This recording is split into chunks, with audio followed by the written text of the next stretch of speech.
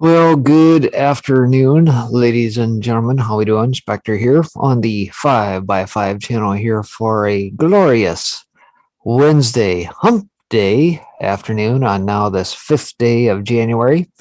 This is the first broadcast of the year for the 5 by 5 channel. Hopefully all of you guys tuning in had a Merry Christmas, had a Happy New Year. Welcome to the new year. Almost seems like meet the new boss, same as the old boss, as 2021 went out. 2022 comes in, and it's still all the same stuff going on in the background. We're going to get to all that and more here on the afternoon, and want to welcome all of you guys on the various platforms this afternoon. If you're joining by YouTube, good to see you. For the folks in that tuning in from across the pond, hats off to you guys. Salute. Good to see you. The folks over on DLive, good to have you guys aboard this afternoon as well over on Twitch. And last but not least, of course, the Foxhole folks joining on that platform as well. By the way, in the event that something should happen to us, many of you know that I was deplatformed off of YouTube last week, and therefore I have all of my backup platforms in the running. Make sure you do the same here for 5 by 5. Perhaps John Jordan may be able to drop the links and that out there to be able to get on all the other platforms signed up in the event something happens. And of course, with the day and age of censorship upon us, obviously, it's to be expected. Let's put it that way. We shouldn't be surprised if and or when we potentially get dumped off of some of these platforms. So that being said, good to have you aboard here on this hump day. Hopefully you guys are doing well wherever you may be. A little cold in these parts. We got snow cover and everything else. It's freezing cold, and hopefully you guys are staying warm. So that being said, let's get into it here this afternoon. Should be joined by KB here in the second hour. May bleed into Sunny's show a little bit, I'm not sure. Sunny hopefully joining us here, and then I'll have to see whether or not 412 can hold it up to bring up the rear this afternoon or not. I do see that he does have his show scheduled on Foxhole over on our sister station, WTPI, over there this afternoon, and he'd been out with some sore throat stuff since late last week. So hopefully we'll see him back here this afternoon as well. That being said, let's get into it here. Lots of stuff to get into. And of course, outside of the U.S. here today, lots of activity going on in Kazakhstan. How many of you guys have been paying attention to what has been going on there? Well, I'm about to give you a few articles to give you a little bit of a rundown on what's going on there and why this is important. Out of Insider Paper, mayor's office stormed as Kazakhstan protests spin out of control. And for those who don't know where Kazakhstan is, well, that's yet another one of those little Balkanized nations right off of Russia. As if they couldn't stir things up enough in Ukraine. Well, hey, let's see if we can do better in Kazakhstan, right? It's been in the news a bunch over the years. Protesters stormed the mayor's office in Kazakhstan's largest city, Almaty, on Wednesday as unprecedented unrest in the Central Asian nation spun out of control. Sparked by a New Year energy price increase, protests swept across Kazakhstan in a rare challenge to the ex-Soviet country's authoritarian government. This is after a night of unrest that saw more than 200 people detained. Several thousand protesters stormed the headquarters of the Almaty city administration on Wednesday afternoon and appeared to have seized control of the building. Police fired stun grenades and tear gas at the crowd, some armed with batons and shields seized from police, but were unable to prevent them from entering the building, an AFP correspondent at the scene said. Local media reported that parts of the building were on fire and that protesters were targeting other government facilities. The protests are the biggest threat so far to the regime established by Kazakhstan's founding president Nursultan Nazarbayev, who stepped down in 2019 and ushered loyalist Kassym-Jomart Tokayev into the presidency. The demonstration began over a New Year increase in prices for liquid petroleum gas, which is widely used to fuel cars in the west of the country. Gee, Anybody that's been with me on the morning shows and that know the energy is the strife all around this little marble we call Earth here as of late. Doesn't matter where you are. If we're talking China, India, even here this morning, we were talking about Indonesia freezing exports to China by way of coal all across the EU, the UK, back here to stateside.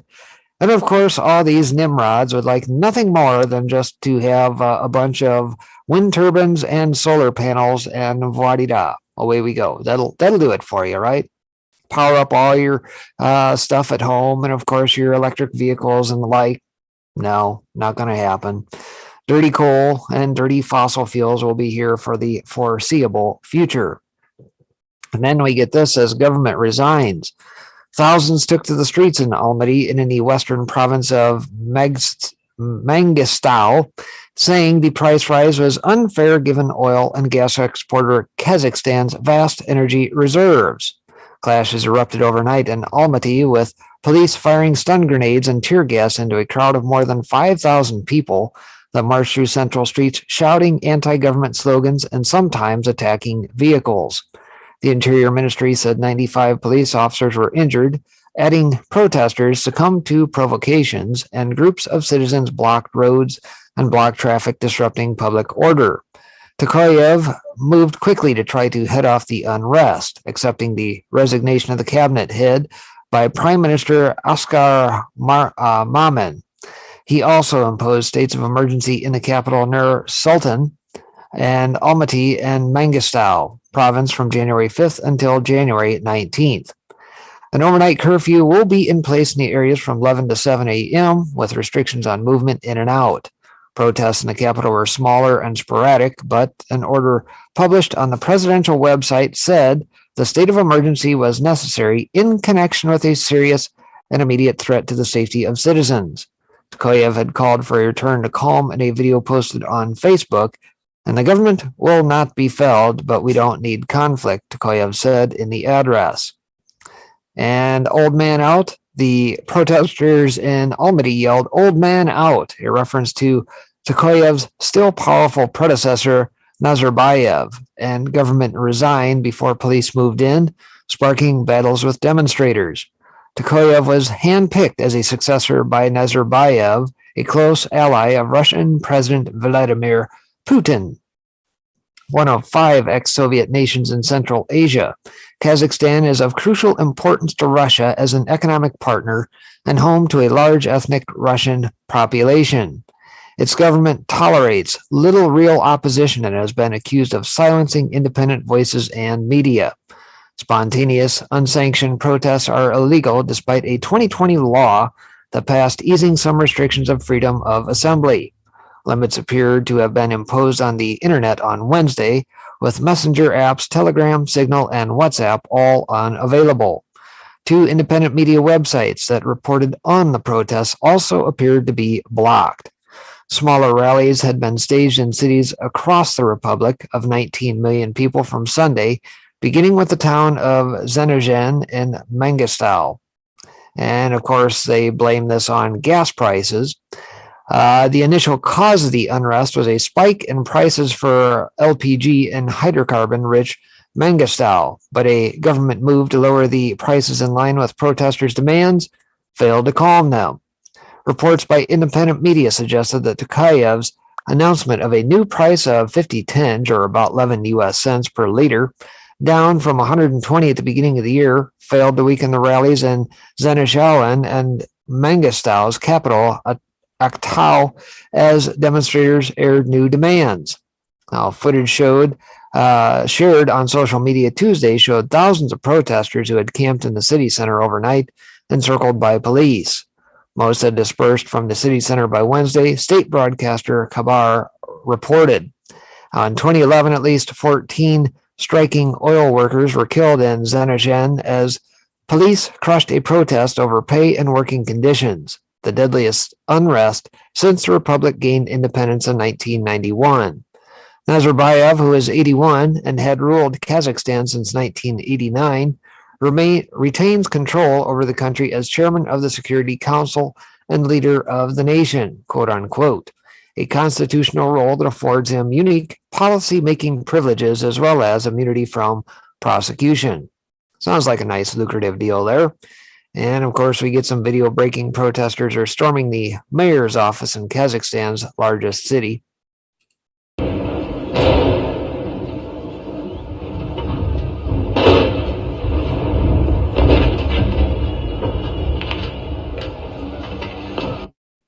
So there we have that, and that takes us off to Centipede Nation. It has this: Kazakh's mayor's office stormed by angry protesters over the rising fuel prices. So a little bit more of the same and updated here.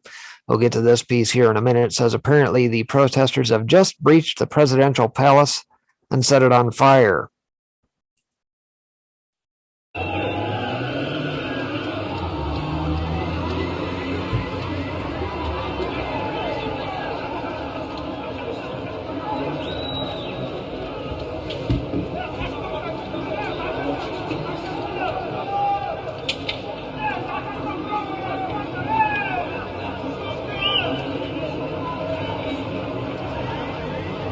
So there we have that piece out of Russia today, and says another clip below shows residents capturing a military truck with soldiers on board being ordered out of the vehicle. Interesting.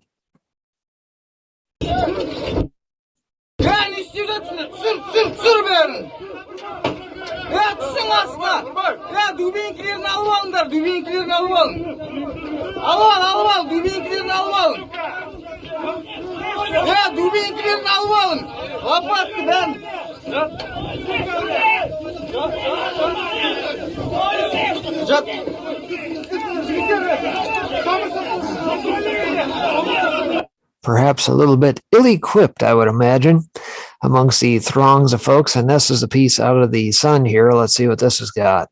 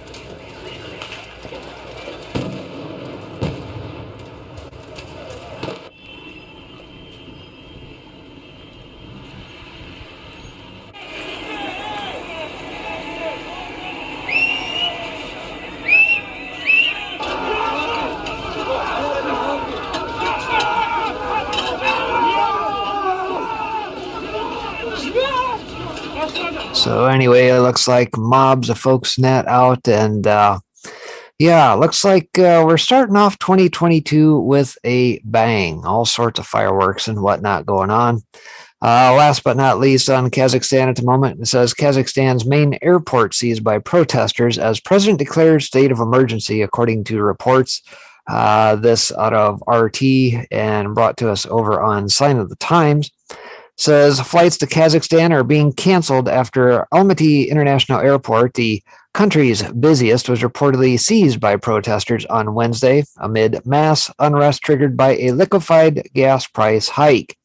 While no visual evidence was immediately available from the airport due to a mass internet blackout said to be happening in Kazakhstan, locally sourced Telegram news channel Orda cited the airport's press service as confirming they were no longer in control of the location.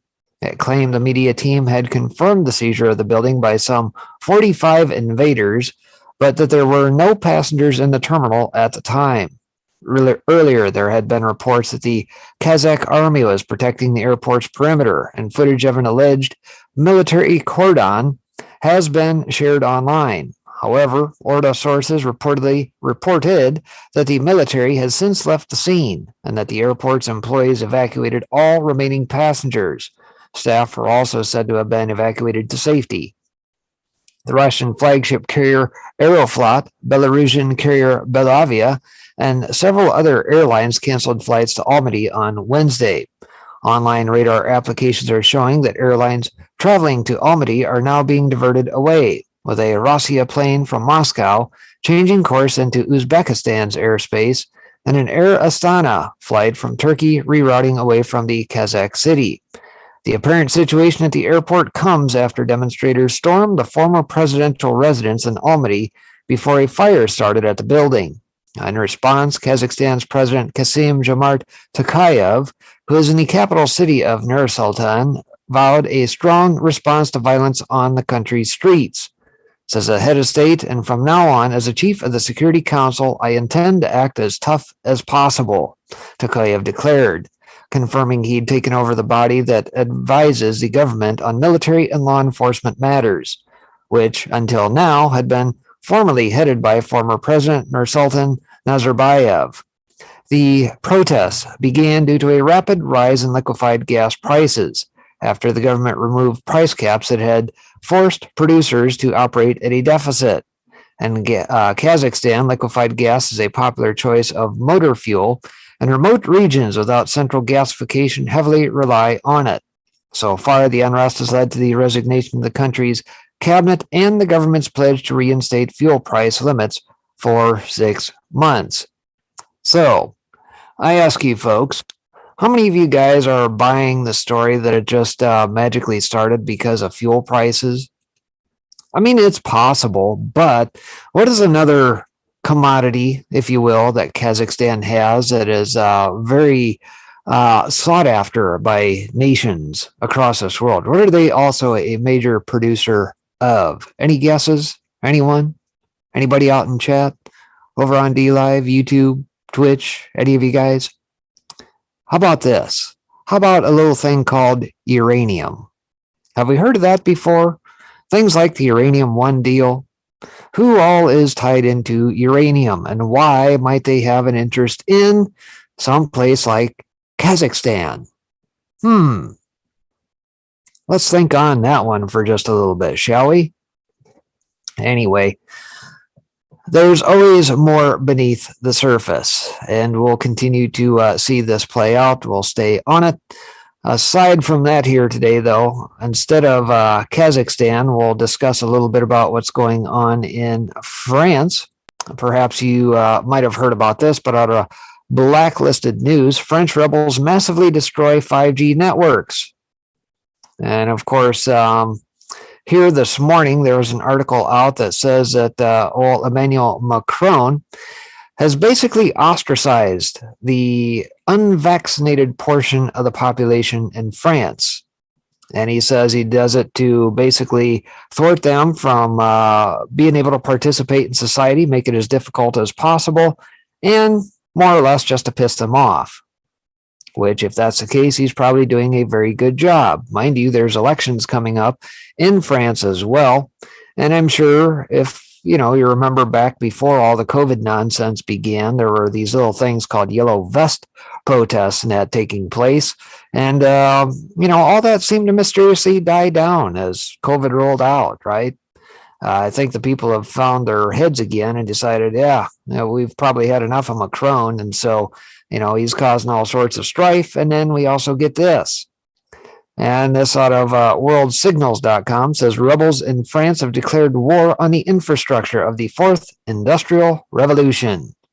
Fourth Industrial Revolution. What does that sound like? Anybody recall World Economic Forum and old Klaus Schwab and his Davos folk? Perhaps their little rollout of the Build Back Better and, you'll own nothing and be happy about it. Great reset stuff is not exactly going as planned. An ever-expanding resistant movement has been sabotaging the widely hated 5G network, says a 3-part report on the Reporter website. Relay antennae are being torched, fiber optic cables cut, pylons unbolted. During the night, people burn construction machinery, attack masts with disc cutters or destroy electrical equipment with sledgehammers.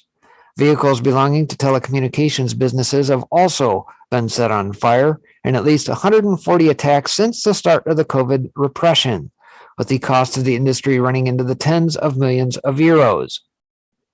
SAB Map says the report, this is a movement which is advancing underground, out of the spotlight, a deep revolt spreading across France. I would say that that is a pretty good sign of what is called asymmetrical warfare. And probably, something to keep an eye on. And mind you, what is happening here in these United States? Here in the next day or two, Verizon and AT&T were to have rolled out 5G. Now it has been kicked out a little ways, right?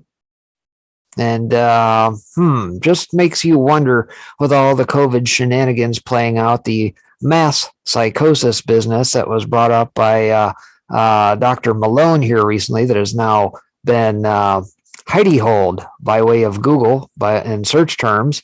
And now this. Think there's any sort of linkage, or am I just a conspiracy theorist? Says Pascaline, a resistance fighter interviewed by a reporter, says she has been forced into action by a sense of urgency. We are living in a crossroads period. If we do nothing now, this industry will have permanently taken hold. Pascaline says her fellow saboteurs have a wide range of backgrounds, with Gilets Jaunes and anarchists fighting alongside Christians who are equally opposed to the fascistic new normal grid being built with 5G. And Gilets Jaunes, I'm assuming that means the old yellow vest movement, says with protests against the Great Reset ignored, smeared, and repressed by the French state, dissidents have been forced to express themselves more directly. Texts have been circulating calling for the creation of a new movement of concrete and not just symbolic resistance. Resistance fighter Leon told Reporter, says we have been pushed toward sabotage by very practical reasons. Since the Gilets Jaunes, the state has tightened the screws, and it is harder and harder to push back against power on the streets. Given the COVID restrictions, it was also impossible to build a mass mobilization against 5G, he said, even though the majority of the population are opposed. And that's probably key right there, folks. Think of what all these lockdowns have done. Right? Since before 2020, there were plenty of yellow vest movements going on all around this globe, from Hong Kong to France to UK to you name it. And of course, they whip out this little mass psychosis frenzy known as COVID, put you in all sorts of fear, lock you down. Where did all those go? Oh, well, you couldn't really do much because you were locked in your home for your own good and your health, they told us, right? And in the meantime, under the cover of all of this, never letting a good crisis go to waste, who is working in the background? Oh, the communications companies, of course. Yeah, by the way, those guys were probably not hampered by any sort of COVID restrictions now, were they? Towers still went up, movies were still made, etc., etc. Says, as the report notes, the sabotage movement amounts to a refusal to live in a hyper-connected society and full-on resistance to the digitalization of the world. You know, things like the Internet of Things, that the fourth industrial revolution that Klaus Schwab looks to, his dystopian vision. Another saboteur, Margeau, says that a web-like prison of cables en masse is being constructed. We are told about all the joys of digital society, which in reality only worsens exploitation, surveillance, and environmental disaster. The telecommunications business is, of course, alarmed by the biggest wave of sabotage in France since the massive struggle against GM crops 20 years ago. Orange boss Stéphane Richard has even spoken of the need to avoid an Afghanistan of mobile phone networks, where we will have to fight mast by mast, community by community, to try and install 5G. As the saboteurs point out, masts are the nerve centers for the economic flow of the new techno-capitalism. Rebel websites talk variously of umbilical cords and Achilles' heels. The revolution is never televised, and the mainstream media have been largely avoiding any mention of what is happening, for fear that it will spread even further. When the saboteurs' existence is recognized, they are depicted as cranks and conspiracy theorists. Notes Leon, conspiracy theory has always been a rhetorical tool to delegitimize a movement. We saw that with the Gilets jaunes, and they have played the homophobia, anti-Semitism, and racism cards. Conspiracy theory has become the new catchword of power. The authorities are trying to pass these saboteurs off as lone wolves, as isolated individuals. In fact, we are part of a collective initiative across France and Europe. So there you have it. I'll break from the story there. We get the idea. Bottom line, burning 5G towers. That's a new one. And I think people, the elites tend to underestimate the people at the end of the day. They think you're rubes and sheep that can be ruled because they think that they have authority to do so. And they really don't at the end of the day. And they're finding out rather quickly, and will continue to find out very soon enough, that the people aren't having it. And this little rollout of the Davos crowd, the World Economic Forum folks, is not going to go as smoothly as they once thought. Doesn't matter if we're talking France, doesn't matter if we're talking the UK, doesn't matter if we're talking here in the United States. Their plan to have this mass psychosis and Stockholm syndrome play out all across the world, well, there just are too many people who see through the BS. Not going to take it anymore. Aside from that, out of Just the News here today, it says another independent news outlet shutters in Hong Kong as pro-Beijing politicians are sworn in. So I believe this makes 3 now. Citizen News announced Sunday that it will cease publishing content on Tuesday. And again, just like the previous story talking about the Gilets jaunes, the Yellow Vest movement's net, that was a pretty big thing going on in Hong Kong up until the start of the COVID scamdemic. And then under the cloak of night, guess what happens? Oh, you get some dissidents arrested in that. And China just happens to wheel right in, put a puppet administrator in its place, and la-di-da, away you go. And there is no longer any free press. So I believe Citizen News makes at least the 3rd outlet in that to be shut down at the moment. It says a group of lawmakers supportive of China's Communist Party were sworn in Monday to the Hong Kong legislature following an election that lacked opposition candidates. As the politicians assume their roles, yet another pro-democracy news organization has announced it will shut down its business. Citizen News, an independent Hong Kong news site, says it will close Tuesday due to continually deteriorating media freedoms that have been made operation impossible. The shuttering of Citizen News following the closures of Apple Daily in June and Stand News last week. The outlet was the largest remaining independent news outlet in Hong Kong. Last week, authorities raided the offices of Stand News and arrested 7 people, including editors and members of the board, allegedly for conspiring to publish material considered seditious by the government. The outlet announced its plans to shutter the same day. It says, we are not targeting reporters. We are not targeting the media. We just targeted national security offenses, a senior superintendent of the police, National Security Department, said at the time. If you only report, I don't think this is a problem. Less than 1 week later, Citizen News wrote on Facebook, unfortunately, the major changes in our society in the last 2 years and the deteriorating media environment have made it impossible for us to realize our mission without worries. At the center of a brewing storm, we found ourselves in a critical situation. In the face of a crisis, we must ensure the safety and well-being of everyone who are on board, the statement continued. The site was founded in 2017 by a group of veteran Chinese journalists with a focus on covering political news and analysis, as well as independent investigations of the sort that are harder to come by in modern China, according to the AP. The sweeping national security law imposed on Hong Kong by China's central legislature in 2020 escalated considerably the risk of independent reporting. Journalists and political activists have been arrested under tenets of the law, and others have been forced to flee. According to the AP, there are just 2 remaining independent news media operations with presences inside Hong Kong: the English language Hong Kong Free Press and an Idiom, a Chinese language news outlet that moved its headquarters to Singapore over the summer.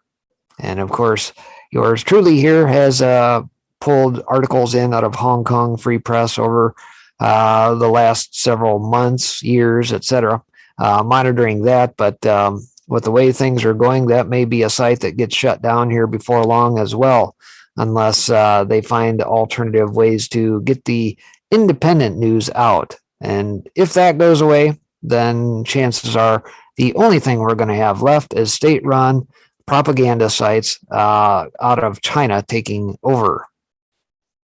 So aside from that here today, back over to Europe, Poland is copying Trump's idea to build wall on its border with Belarus. So apparently, for those that are interested in maintaining the sovereignty of their countries, perhaps building a wall is the right thing to do. Who'd have thunk, right? I mean, gee, there aren't people around the world who would like nothing more than to, thwart the sovereignty of nations or anything like that. And perhaps Poland is seeing right through all that garbage. So back over to Insider Paper. It says, according to Deputy Interior Minister Maciej Łasek, the government of Poland has signed contracts with several local companies to build a wall along its border with Belarus. Mind you, this has been a flashpoint here just before Christmas time, I believe.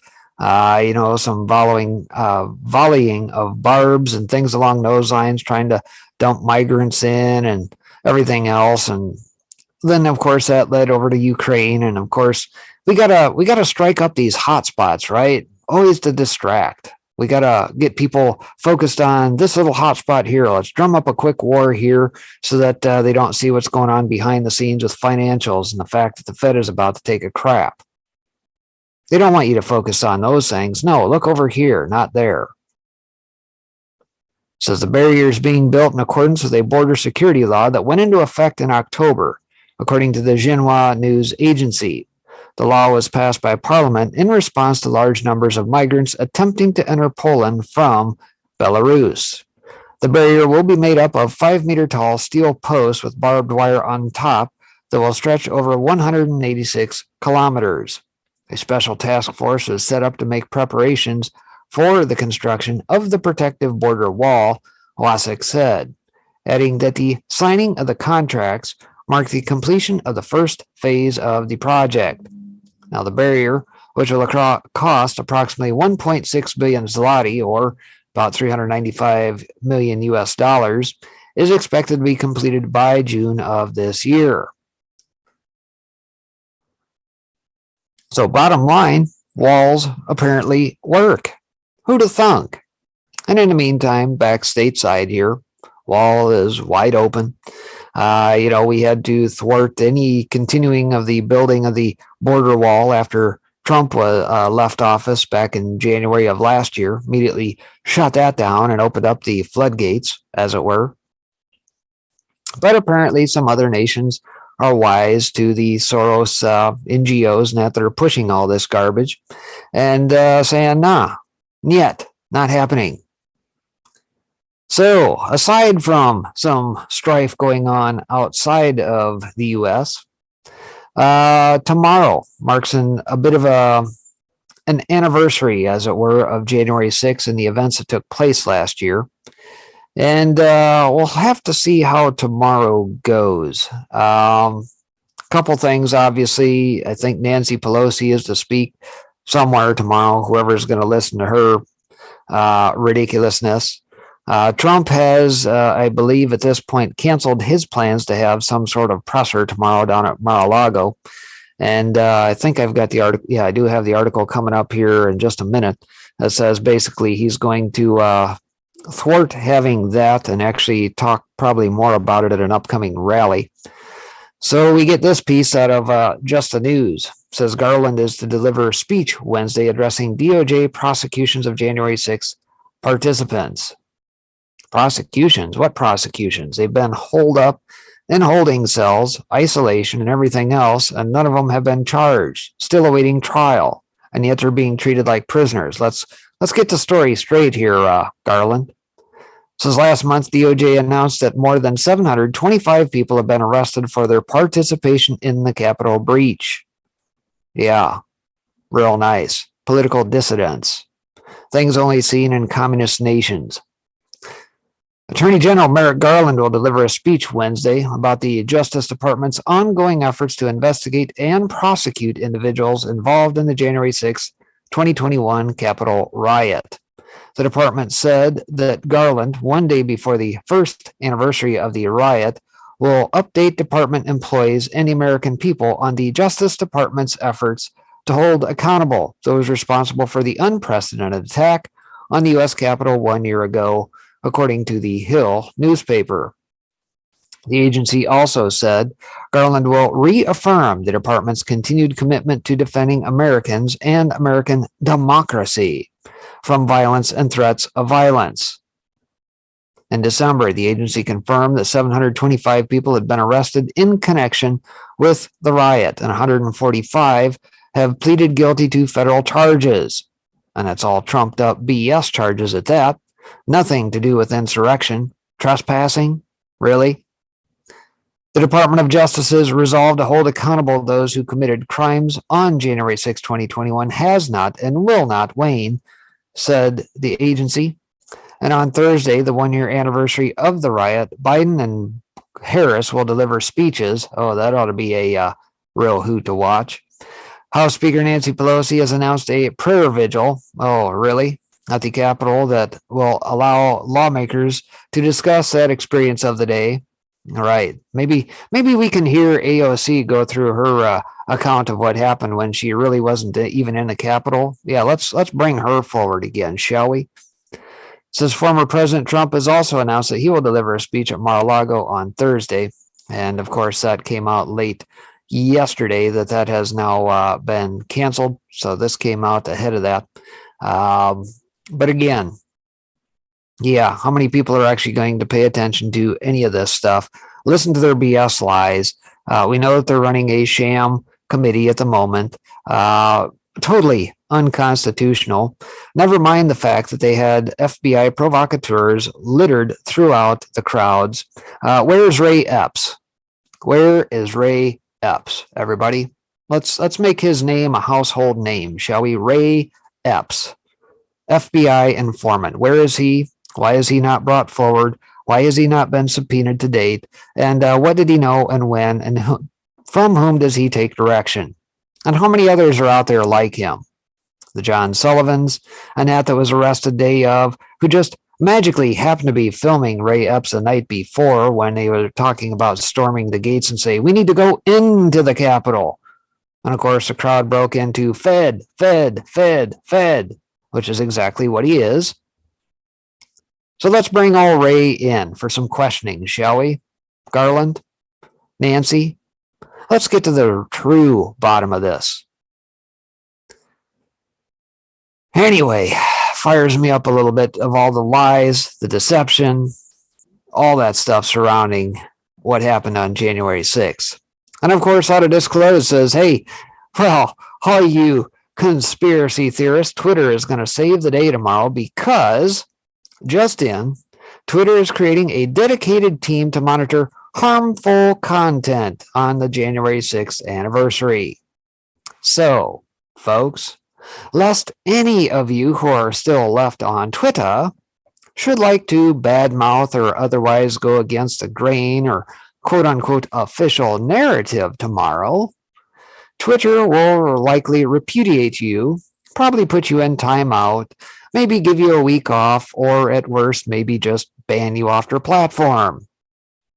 See how that works? Everybody, why are we still on Twitter at this point? And of course, old Twinkle Toes here, Lindsey Graham takes credit for Trump canceling the January 6th press conference, according to a report. This out of Gateway Pundit says President Donald Trump canceled his January 6th press conference at the behest of Senator Lindsey Graham and Fox News host Laura Ingraham, according to a new report. It says, according to a report from Axios, well, that should tell you all you need to know whether or not this story is true. I guess apparently Trump now takes direction from Graham. I doubt that. Anyway, Graham and the television pundit were urging the president to focus on election reform instead of what happened during the 2020 election. Graham confirmed to the outlet that he spoke to Trump about it while golfing in Florida over the weekend and seemed to take credit for the shakeup. Graham confirmed this to Axios during a phone interview Tuesday night, saying he discussed the subject with Trump over a weekend golf match in West Palm Beach, the report states. Graham said Trump brought up the subject and the senator told him there could be peril in doing a news conference, best to focus on election reform instead. Ingraham made her position more than clear on Monday's episode of her show, for those who still watch Fox News. Some things were horrific that happened and shouldn't have happened that day. Is it smart for President Trump to do a rally on that particular day versus next week or the week before? Ingraham asked Rep. Jim Banks. Banks did not fall for the leading question and replied that President Trump has important things to say on Thursday, on January 6th. Like so many others, I'm looking forward to hearing what President Trump has to say. It's as though Graham and Ingraham are getting credit. Trump said in his statement that the House Select Committee investigating the protest was the reason for him scrapping the event. It says, in light of the total bias and dishonesty of the January 6th Unselect Committee of Democrats, 2 failed Republicans, and the fake news media, I am canceling the January 6th press conference at Mar-a-Lago on Thursday. And instead, we'll discuss many of those important topics at my rally on Saturday, January 15th in Arizona. It will be a big crowd, Trump said in a statement. Says what has become more and more obvious to all is that the lamestream media will not report the facts that Nancy Pelosi and the Capitol Sergeant at Arms denied requests for the D.C. National Guard or military to be present at the Capitol. Their emails and correspondence with the Department of Defense exist, but the media won't ask for this evidence or report the truth, the statement said. And by the way, where is Nancy's laptop? Anybody found it? And while you're at it, where's Hunter's laptop? Where is the, let's see, whose others' laptops are missing? I'm sure you guys have all the various laptops in question, right? Seems to be a lot of laptops missing from government officials. Funny how that works. Says Trump continued, this is the Dems' great cover-up committee and the media is complicit. Why did Adam Shifty Schiff forge and change a statement of Congressman Jim Jordan without any consequence? Why will crazy Nancy Pelosi not provide her communications with the House Sergeant at Arms and the House Chief Administrative Officer, or promise to retain these vital messages, which many feel she has already destroyed, perhaps illegally? Also, why is the primary reason for the people coming to D.C., which is the fraud of the 2020 presidential election, not the primary topic of the Unselect Committee's investigation? This was, indeed, the crime of the century. So I look forward to seeing our great American patriots in Arizona next weekend for a big rally to save America, Trump concluded.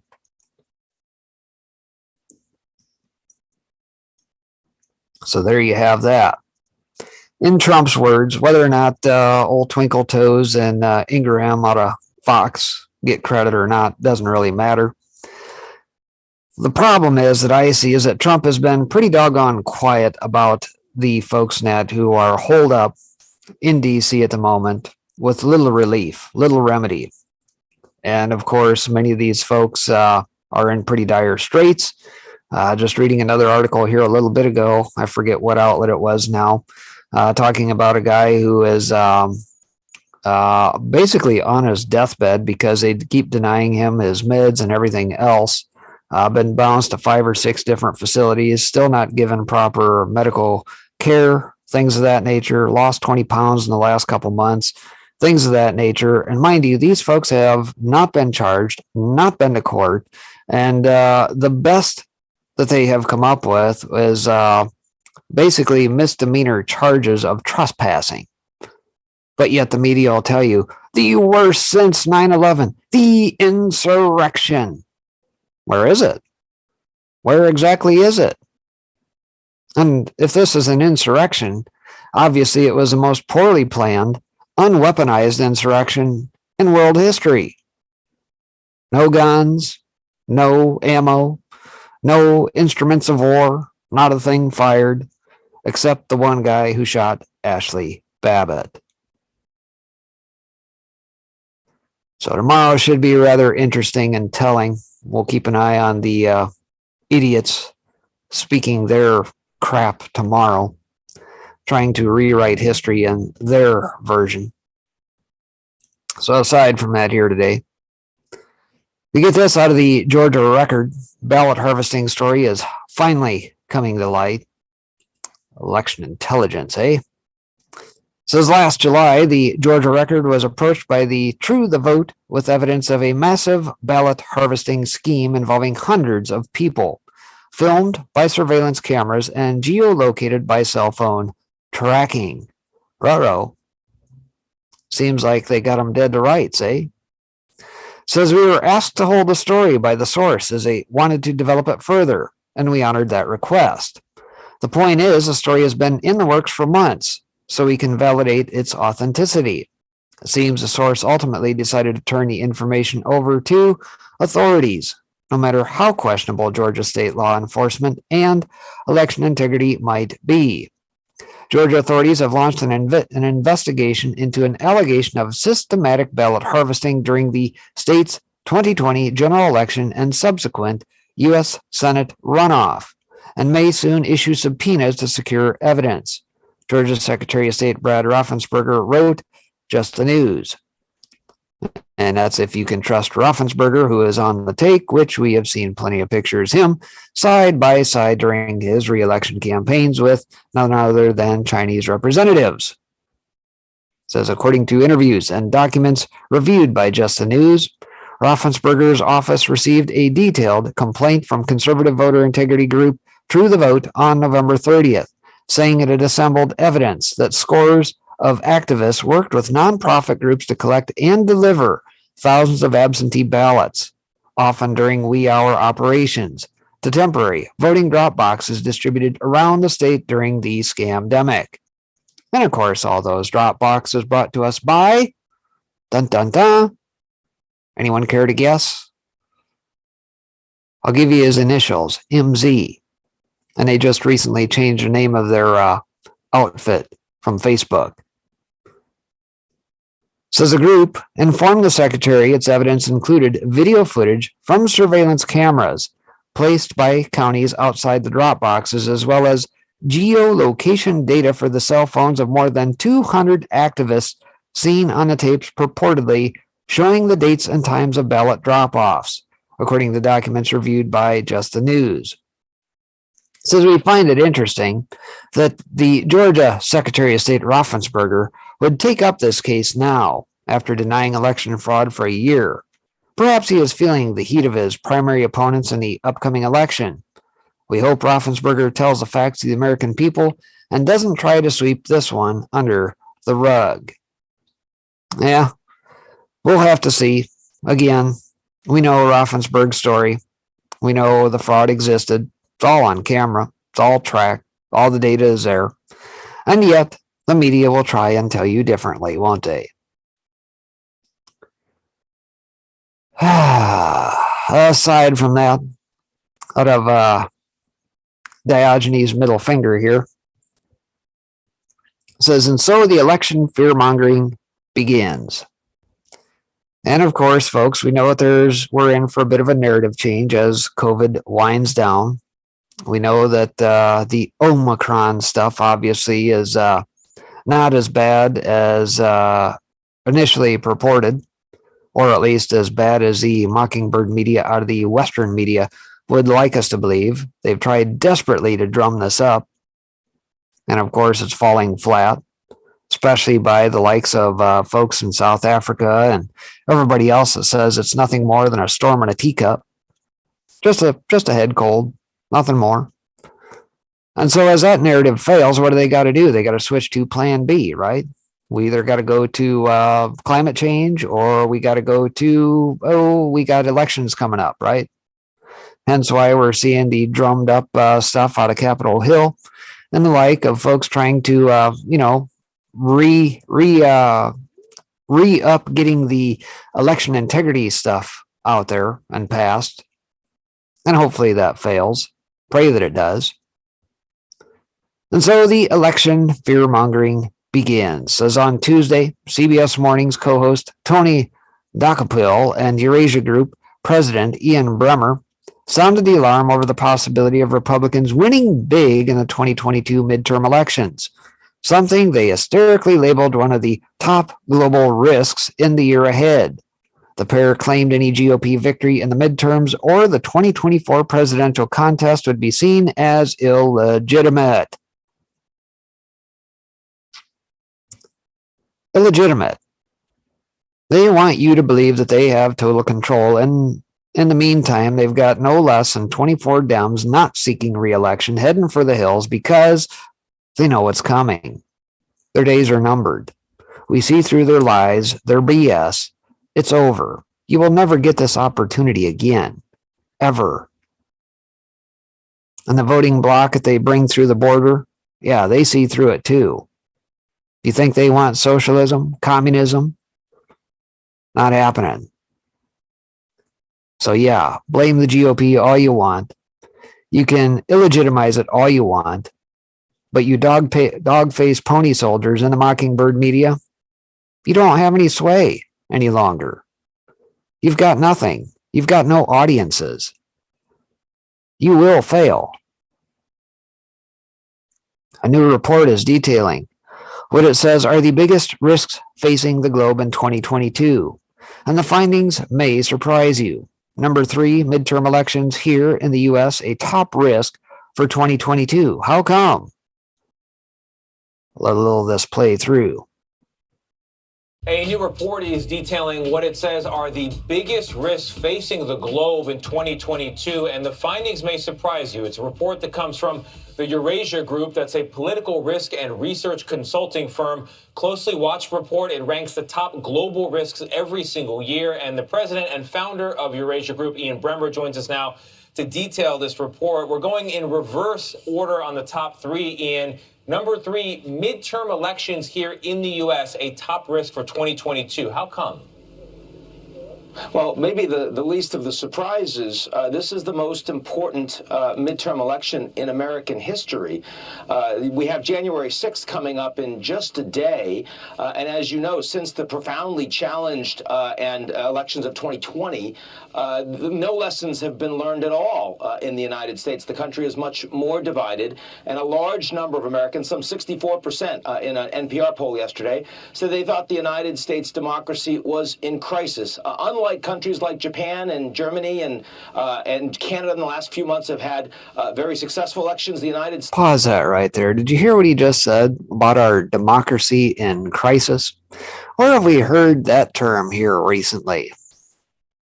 We heard people like HRC and a number of these Dems and that who are heading for the hills say our democracy is in crisis, especially if Trump were to somehow magically get back in 2024, or even if the Republicans take it in 2022. You see how carefully they've constructed their narrative? Everybody's towing the line here. And by the way, this joker here, Eurasia Group, what would we find if we dug into that group? Who are they allied with? Who funds them? Who do they take their marching orders from? Who do they typically donate to when it comes to various candidates and elections and things of that nature? And how about this guy here, Bremmer? Who does he donate to primarily? So consider that. What is his bias? Do you think there is any? States has an election process that is increasingly broken, increasingly delegitimized, and the midterm elections, especially if you have a significant win for a Trump-led Republican Party, means that 2024 is going to be seen as illegitimate and potentially a constitutional crisis. In the world's most powerful country, it's hard not to rank that high on your list. It's deeply worrying.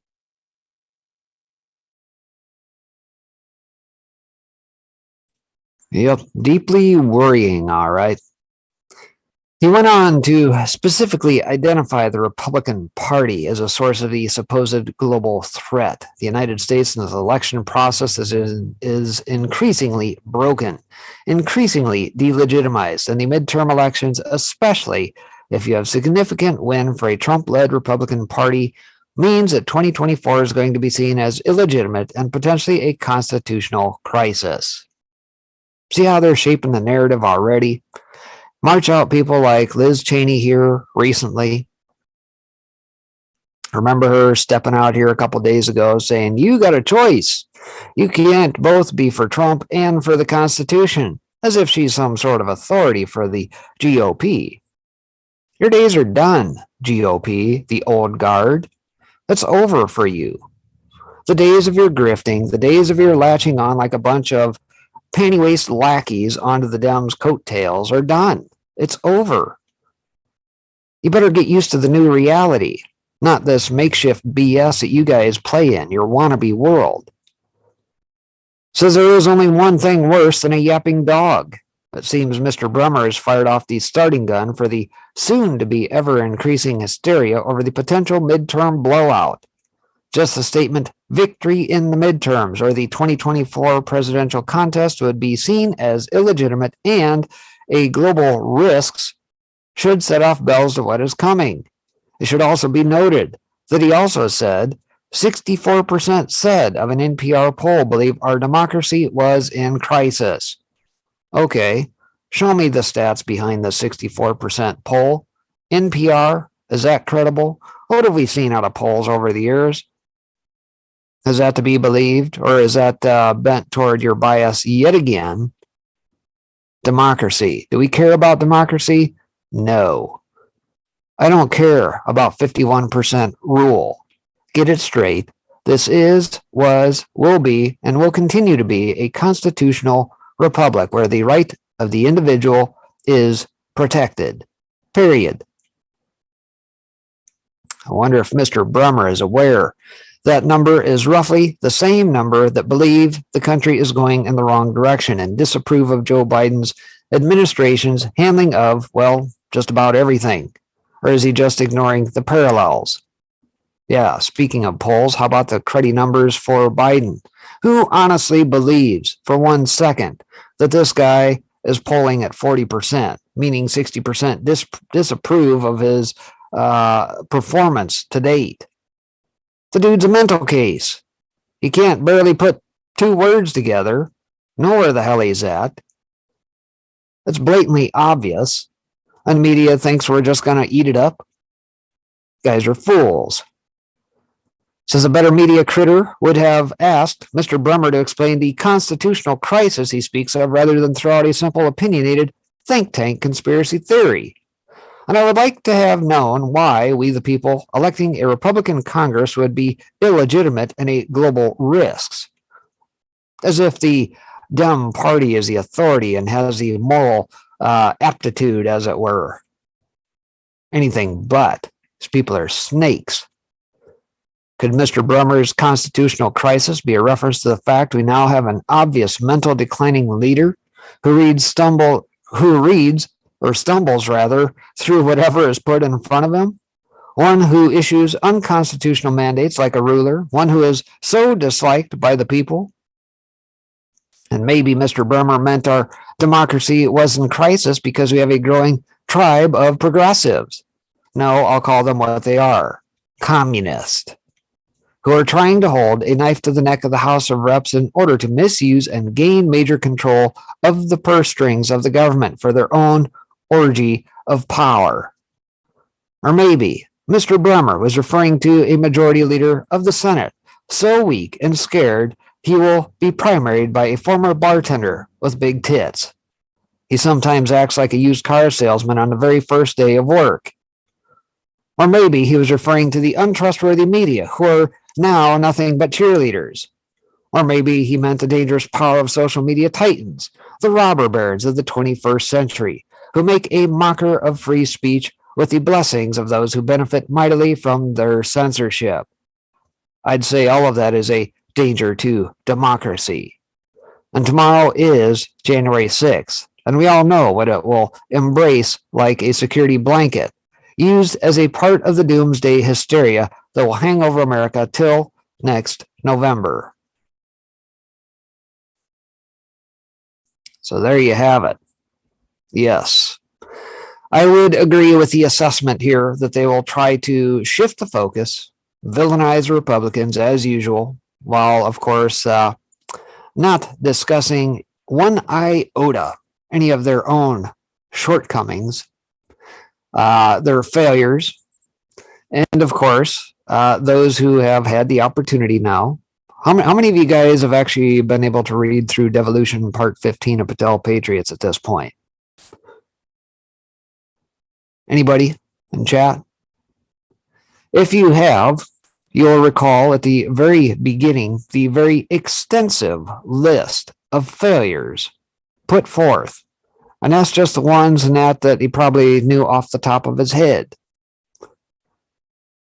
Fail, fail, fail, fail. Every turn, every opportunity. They have control of the Senate. They have control of the House of Representatives. They have the White House. They have the Mockingbird media. And they still can't get it done. They fail at every turn.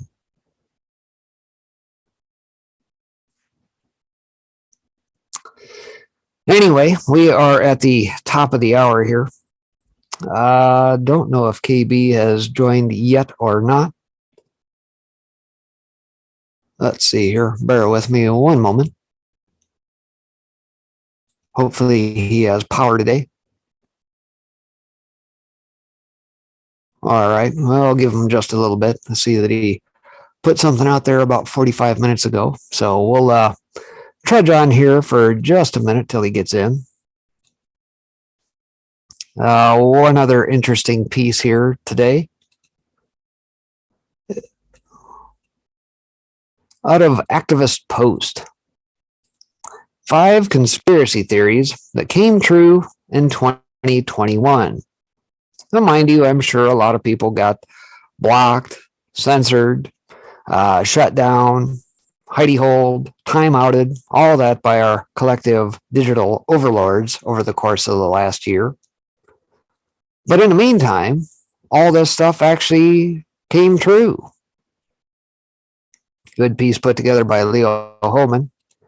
Says, we can now say with confidence that at least 5 of the news stories that the fact checkers falsely deemed conspiracy theories in 2020 were validated in 2021. With the exception of the 5G issue, LeoHolman.com reported on every one of these conspiracies in 2020 and 2021. The corporate-funded fact checkers labeled us fearmongers, conspiracy theorists, and wingnuts. Now that they all have been proven true, does that mean we get to take off our tinfoil hats? Of course not. Now we are reporting on other controversial issues, such as the coming digital programmable currency that will replace cash and the coming social credit scoring system modeled after that already in place in China. These are stories that the mainstream press shuns. But don't worry, they will break the news for us a year or two from now, when it's too late to do anything about it. So, conspiracy number 1, vaccine passports. The idea of requiring people to show a special passport before they could report for work or enter a sporting arena, a concert hall, or other public facilities was once dismissed as paranoid conspiracy theory that would never be implemented in a free societies. But as we learned in 2021, numerous politicians and policymakers first dismissed the idea, only to change direction and impose the invasive and controlling mechanism under the guise of wanting to open up society from the lockdowns they themselves had previously imposed. Despite the lack of any ethical and epidemiological basis for such an idea, vaccine passes swept the world in 2021. UK Prime Minister Boris Johnson opposed domestic COVID passes at the start of the year and implemented them by the end of the year. Prime Minister of Canada Justin Trudeau also opposed vaccination passports, calling them divisive at the start of the year, and later embraced them. A similar story played out across much of the developed world, and what was once written off as a conspiracy theory is now official government policy. Kind of like HRC, you got to maintain 2 positions, right? You got your public and then your private positions, right? First, they'll tell you, no, we don't support it. And then they'll come around and do exactly opposite. Conspiracy number 2, COVID camps. Oh, the idea that governments were planning to build quarantine camps was another rumor that was circulating in 2020. The fear was that the government would detain people, even healthy people, in internment camps. And of course, this was written off by the media and politicians as just more disinformation. By late 2020, questions were being raised in the Ontario legislature by MPP Randy Hillier about camps. He was jeered, shouted out with calls for him to sit down, and his microphone turned off. In Australia, camps were talked about, but only for travelers. Anyone who said they'd be used for others was branded as a conspiracy theorist and spreaders of fake news. As time went on, these camps were built and opened both in Canada and Australia. The facilities in Canada were not used just for travelers or just for people who were looking to voluntarily isolate, but rather included other Canadians who were detained due to their non-compliance with COVID regs. Whoops. And I'm sure most of us have probably seen the videos out of Australia as well. Conspiracy number 3, 5G and COVID. At the start of the pandemic, some speculated that COVID did not exist and the illness was caused and transmitted by 5G. This speculation was with little basis and never proven to be true. At the same time, many were concerned that wireless radiation could cause flu-like symptoms similar to COVID, or that radiation could depress one's immune system, making people more susceptible to COVID. Did microwave radiation make people sick with COVID-like symptoms? This claim was fact-checked and dismissed as unfounded since there is no evidence that 5G is harmful to humans. The BBC, quoting a scientist, called the claim complete rubbish. Facebook's COVID-19 policy still prohibits such claims on its platform. Now fast forward to September 2021, when the National Institutes of Health published a study confirming that evidence presented here supports a premise that WCR, or wireless communications radiation, and in particular 5G, which involves desensification of 4G, may have exacerbated the COVID-19 pandemic by weakening host immunity and increasing SARS-CoV-2 virulence.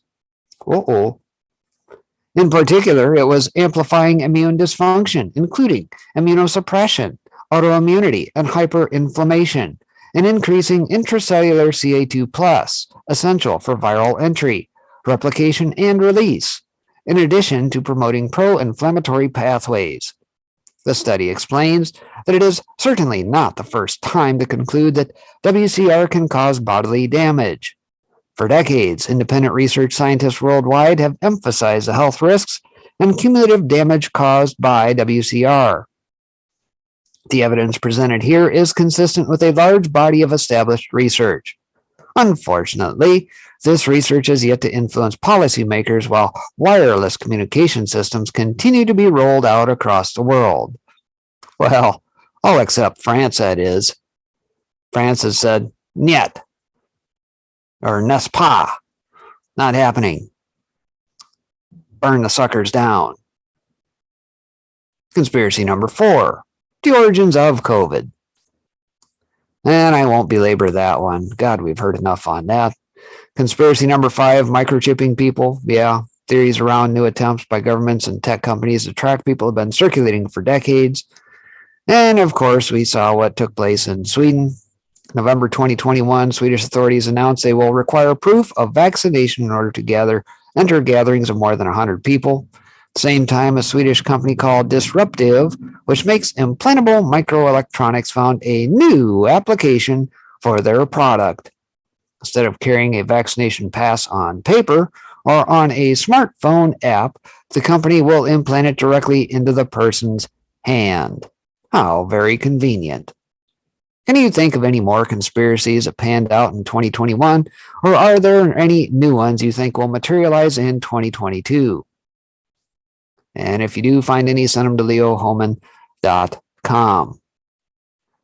So anyway, here's a few that all you nut jobs out there wearing your tinfoil hats bought up from years past that actually did come to be true.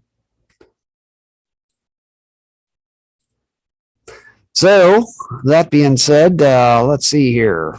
KB, you with us? No, not yet. All right. So aside from that, what else is on you guys' mind here today? That's some of the prepared material that I had here. Let's see, what other interesting stuff can we throw out there here today? Oh, I've always pulled way more than I need. Let's see here. Oh, you know what? By the way, before I forget, while I have a captive audience here, let me throw this up here for you guys over on Gab. I did kick this out yesterday. I have now released my COVID file version 4 out there, upgraded from my version 3 last kicked out in October. If you get an opportunity, head over to Gab, look for this. Probably will release this yet again one more time in another group over there at the conclusion of the broadcast here today.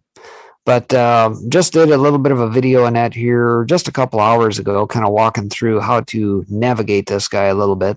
I'll get that uploaded on some of my backup channels over on Gab TV, Rumble, and the like here afterwards as well.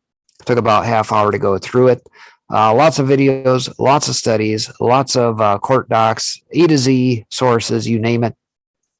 And of course, north of 15,000 line items now to date, tracking this since its onset. I'll go ahead and drop the link out in chat for those wishing to grab that. You can go download it, play with it as you see fit. And like I said, I will have the video of that I just did here live a couple hours ago out there as well. You can kind of tool around with it, do as you see fit, use it for whatever arguments you may get into, what have you. Try and bring people around to what is really going on. So that being said, let me see what else is out there here today. Some other interesting news. Yeah, we got Lindsay. Let's see what else we got here. T-Mobile, yeah, Golden Globes. Yeah, what the heck? We'll throw this one on here for a little culture-related stuff here on today. Out of Breitbart, we get this piece.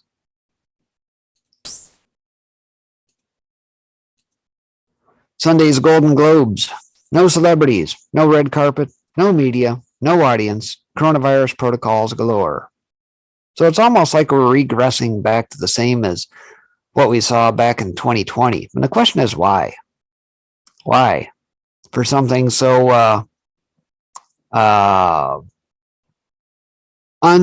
what's the word I even want to use? I don't even know. I don't have a word for it, I don't think. All this business about the Omicron crap whipped up into a frenzy that is of nothing. And of course, we're regressing. Says glitz, glamour, and celebrity air kisses are out. Sunday's toned down 2022 Golden Globe Awards will take place with no red carpet, no audience, and network telecast. Those attending in person must be vaccinated against the virus with a booster, masked, and test negative for the same within 48 hours of the event. The traditional red carpet will also stay firmly locked away in deference to the virus epidemic and lack of celebrity attendance at the 79th edition of the awards. I don't know how many people are actually still watching this stuff anyway. Says in a statement on the Golden Globes website, the organizers explained the restrictions. Proof of vax and booster shot, along with a negative PCR test within 48 hours, is required for entry. All guests will be masked and socially distanced at all times while inside the ballroom. UPI reports as part of enhanced coronavirus safety protocols, a scandal-plagued Hollywood Foreign Press Association will not credential media to cover the event. The HFPA will announce the winners at a ceremony beginning at 6 p.m. Pacific time at the Beverly Hilton Hotel in Beverly Hills, California. And still nobody gave a crap. Attendees will maintain social distance and wear masks throughout. The once famed award show is set to showcase a bevy of social justice initiatives. Yes, project all you want, right? The ceremony will include a speech by NAACP Hollywood Bureau Senior Vice President Kyle Bowser about the NAACP's Reimagine Coalition with the HFPA. Yes, we must reimagine all of everything, shall we? The HFPA hired Neil Phillips as its chief diversity officer in November. The HFPA has previously committed to increasing the diversity of its membership and added 21 new members in 2021. According to a Variety report earlier Tuesday, the HFPA reached out to publicists to engage celebrity presenters, but everyone declined to participate, thus making this a celebrity-free awards ceremony. This year's restrained ceremonies come after last year's Golden Globes were a ratings fiasco, as Breitbart News reported. NBC's broadcast averaged a paltry 5.42 million viewers and a 1.2 rating in the coveted advertising demographic of adults age 18 to 49, down more than 60% each from 14.76 million viewers and a 3.8 rating last year. Celebrities including Sacha Baron Cohen and Mark Ruffalo further alienated viewers by delivering political lectures during their acceptance speeches, despite Faye's promise the show would avoid politics. So bottom line, tune it out. It's not worth the time, not worth the spit, frankly. So have some bloviators and that from Hollywood think that they know best. Use their wokeism to project. Yeah, those days are numbered, coming to a close. Oh, let's see here. What other nifty stuff we got out there here today? Let's see. Yeah, everybody's tired of the whole COVID crap. Let's see. Old Ironsides. Oh, now here's another one too. Out of Gateway Pundit. Let's throw this one up here. Maybe you guys have heard this already. Once again, Dominion Voting Systems attempt to prevent an investigation of their voting machines, this time in Pennsylvania. So we already talked about Georgia here a little bit ago. Now off to Pennsylvania. Dominion Voting Machines continues to attempt to prevent any investigations into their voting machines used in the 2020 election. According to CBS Pennsylvania, Dominion Voting Systems has asked a court to restrict any inspection of its voting machines as part of what Republican lawmakers call a forensic investigation of Pennsylvania's 2020 election to a laboratory that has specific credentials. Why are they wanting to hide stuff and bury stuff? I mean, if this was a free and fair election, it should be wide open, right? The Denver-based voting system manufacturer filed paperwork in court Monday evening as Republican lawmakers moved to inspect Dominion's machines and software in southern Pennsylvania's sparsely populated Fulton County using an unaccredited contractor that has no election experience.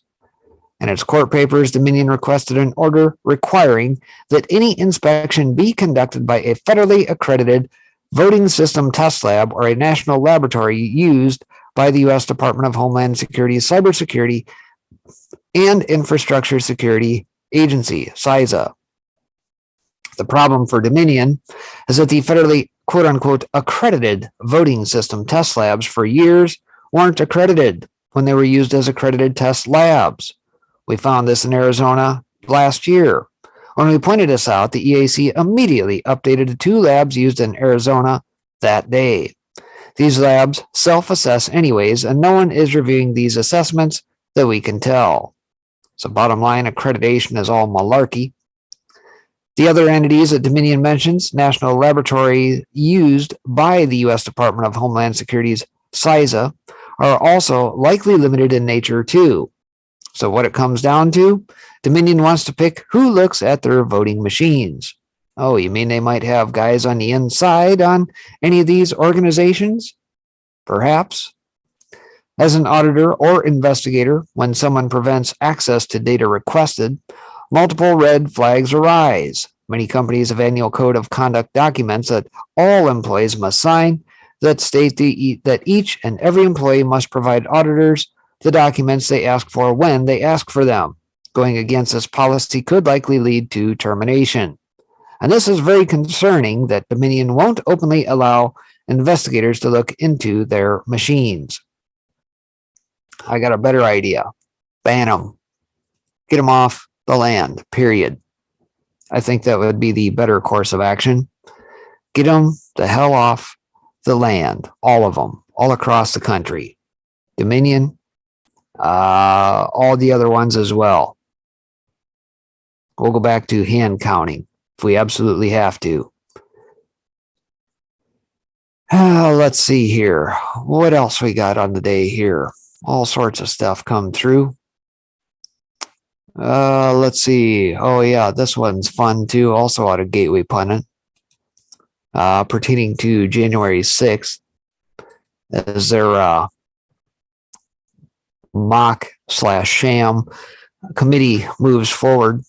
Now they want to go so far as to dig on Hannity. I don't know how many people actually still watch his show, Fox or otherwise, but sham January 6th committee asks Hannity to cooperate with investigation. We'll have to see whether or not he follows suit with many of them and thumbs his nose at them or not. The Marxists on the January 6th committee continue their assault on the Constitution and the First Amendment.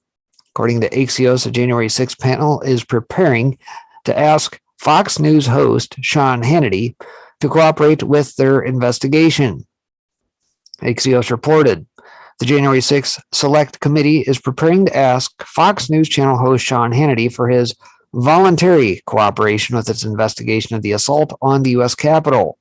The source with direct knowledge of the plan tells Axios.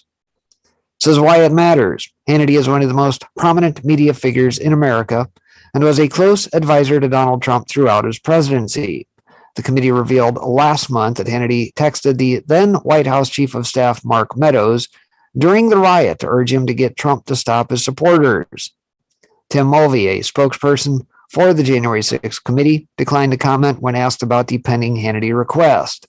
Jay Sekulow, counsel to Sean Hannity, told Axios, if true, any such request would raise serious constitutional issues, including First Amendment concerns regarding freedom of the press.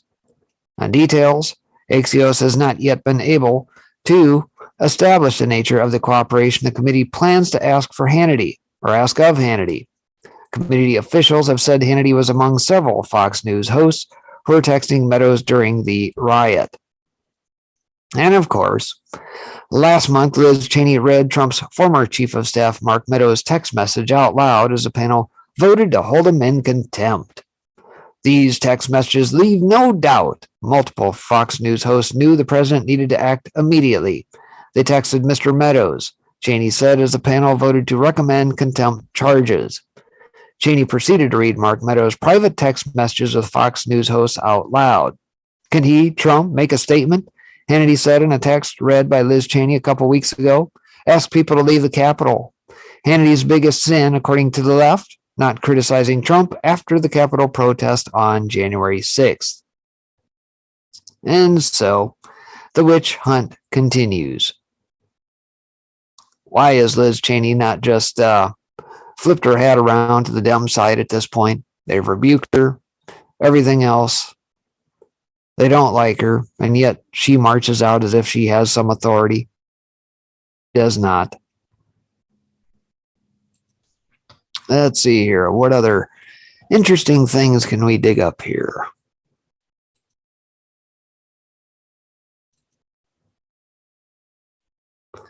Let's see. Aside from that, all right, we got that one. Talked about Kazakhstan. Garland's coming out. Yep.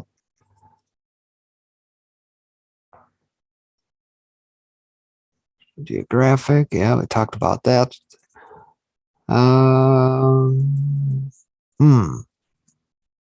Ballot harvesting. Yep, we got that.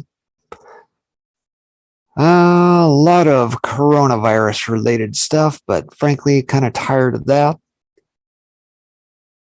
Mongolia planning to offer a fourth COVID jab. Yeah, and of course, in the news here today, I'm sure many of you probably have seen that Fauci flip-flops yet again.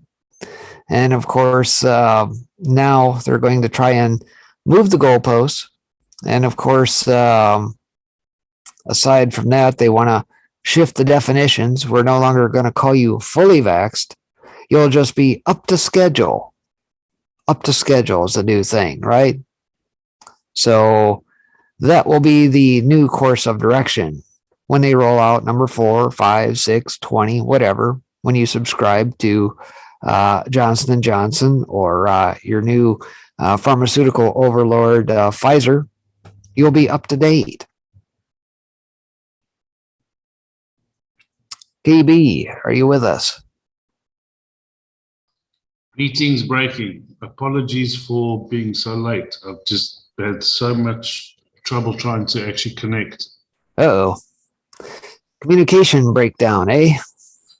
It's it started early this evening. It shows that I've got full signal, but keeps on telling me that my connection's unstable.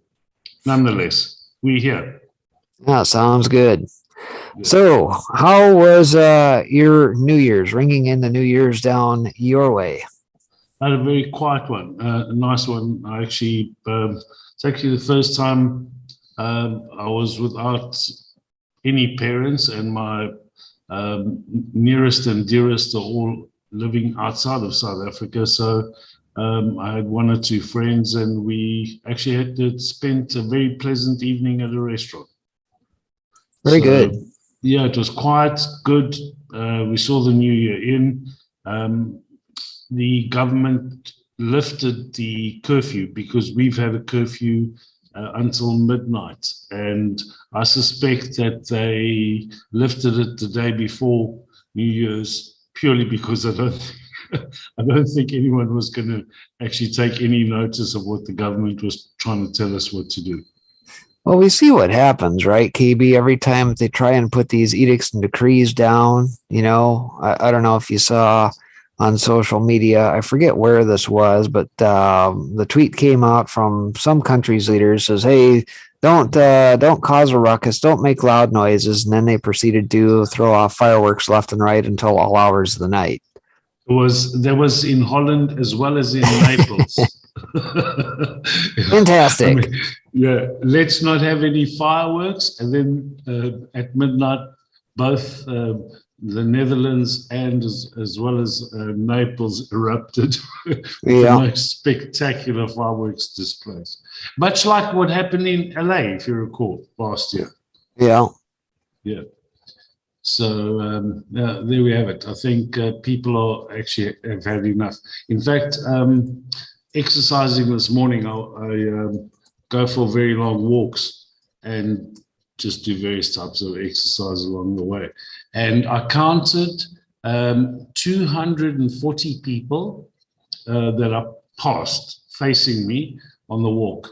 And anyone that even had a mask, even if their nose wasn't in the mask, I considered them mask wearers.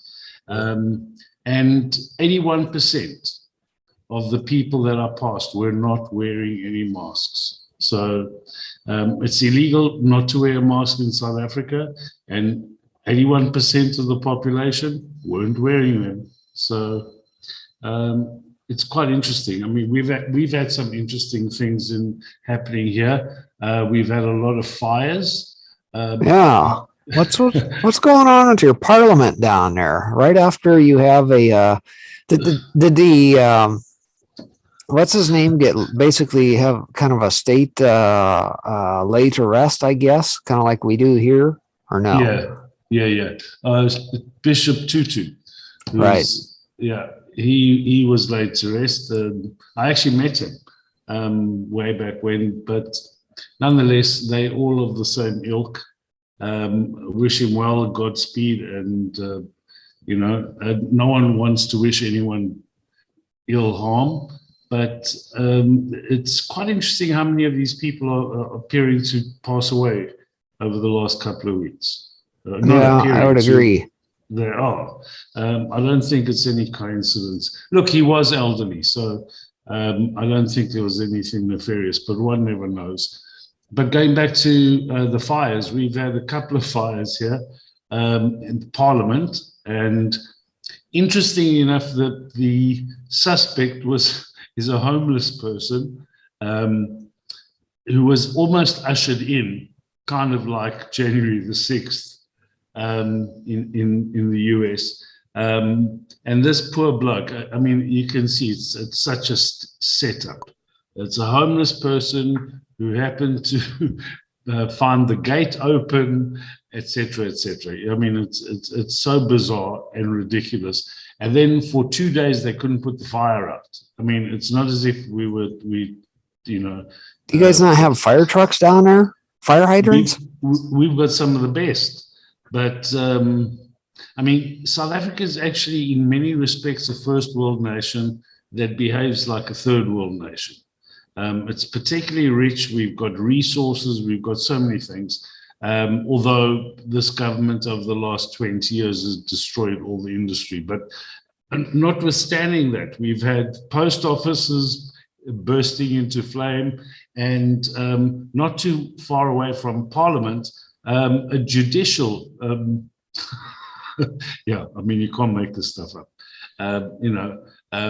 So, yeah, we've had some courts erupt into flame. I wonder what they're trying to hide. That's kind of my next question I was going to have for you. Given the fire and the coincidence that it happens right after Tutu is laid to rest, what is your either your or perhaps the underground media down there speculation as to what it is they may be trying to cover up or prevent from coming out? Corruption, definitely corruption. We've the Hawks, which are kind of like the equivalent. I wouldn't even put them at the same level as the FBI, but we've got a police. Yeah, I guess they're police, and they called the Hawks, and these are the ones that are supposed to find all the crimes. But you know, they seem to overlook the politicians raping the country. Sorry, I'm using that word, but that's really what they're doing. They have taken away billions upon billions, and there has been some kind of investigation into it's probably in the region of about $6 billion worth of corruption, which is related to COVID.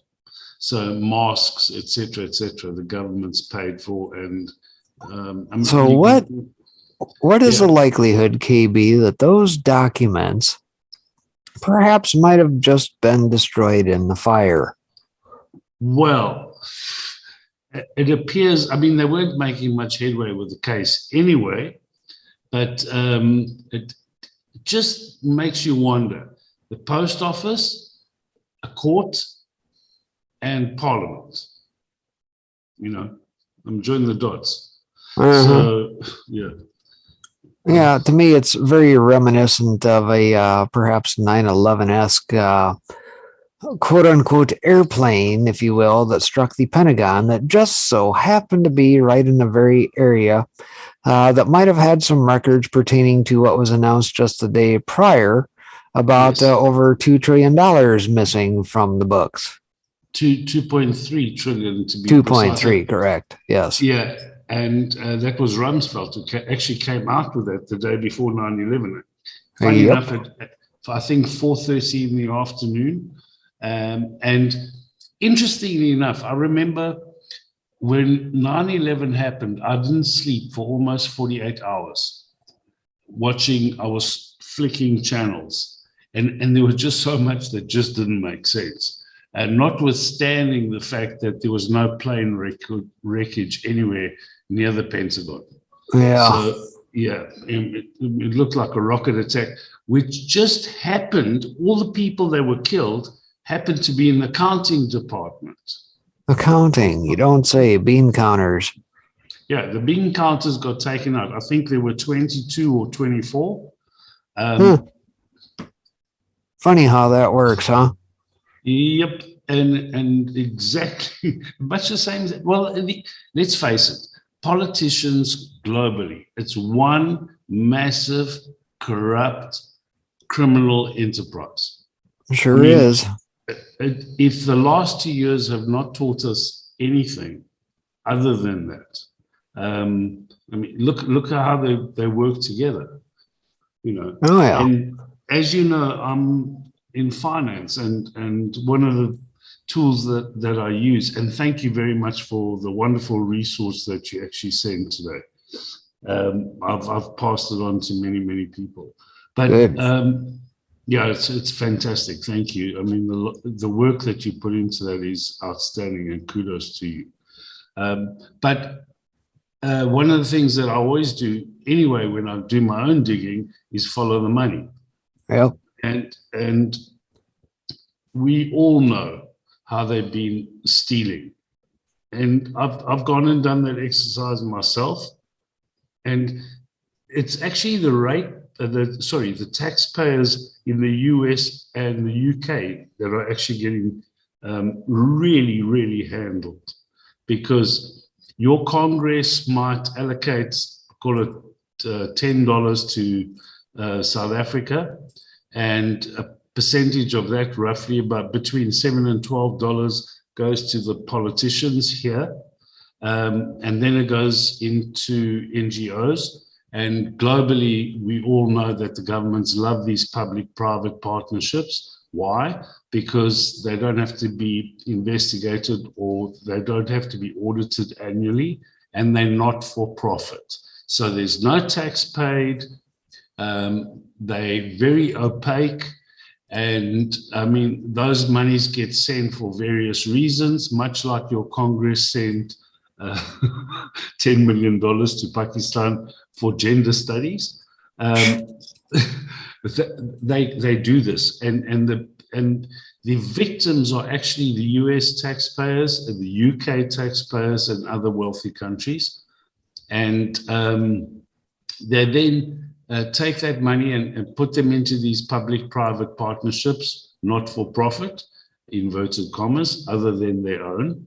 And then the banks get involved, and then the monies are then transferred, I call it the washing machine, and it goes to places like Cyprus, Malta, you know, Guernsey, Jersey, all these, the Cayman Islands, etc. And the final amount, whatever's left after the banks have taken their cut and these NGOs have taken their cut, goes into the bank accounts of the politicians that sent it in the first place. So if the US sends us money, whatever's left over, okay, it doesn't benefit any child. They might send it for AIDS research or for schooling, and you know, perhaps they may buy one pencil for a child, but the rest of the money, actually, what's remaining ends up in the politicians' pockets. And the US politicians that send the money, actually many of them get the remainder of the money put into offshore bank accounts. So I mean, how does Nancy Pelosi, how come she's suddenly worth $300 million? Mm-hmm. Good question. I think we know the answer to that, but it's a good lead-in question to something I'll ask you here. Kind of a two-part question, I guess. The first part of the question is, how well do you think the Build Back Better Davos World Economic Forum folks are faring at the moment in rolling out of their plan? You might have missed at the top end of the broadcast here this afternoon an article I covered out of France. It says that the French aren't having it with their fourth industrial revolution. They're not a party to the 5G burning down towers and doing a little bit of revolt in that regard. And of course, you know, they got to have their Internet of Things to be able to surveil every stinking thing that we do. And so that's the first part of the question. The second part of the question is, what are these pals going to do when this fictitious fiat currency goes away and we revert to something that they don't have? I don't think they're faring too well. Part one of your question. People are actually, I think people are fed up. Just have a look at I doff my cap to the French. I never thought I'd say this, but they have been relentless. I think they're entering into their fourth year of demonstrations, and they are from the gilets jaunes, the yellow vests, they've morphed into this against all these vaccine mandates, vaccine passports, and I really admire their tenacity, as well as the Italians. There's virtually week after week, 19 or 20 cities in Italy alone that are just keep on bashing back and not standing up to this. From what I understand in the UK, they've had enough of politicians, and that's one of the reasons they appear to be backing off a bit.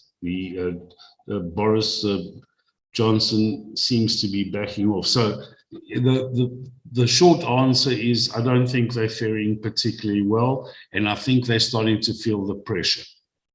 So I can't see anything happening. In fact, even in South Africa, they seem to be easing back and taking their foot off the pedal because, as I said earlier, we are seeing instances of people actually, as you know, I was arrested a couple of weeks ago for not wearing a mask.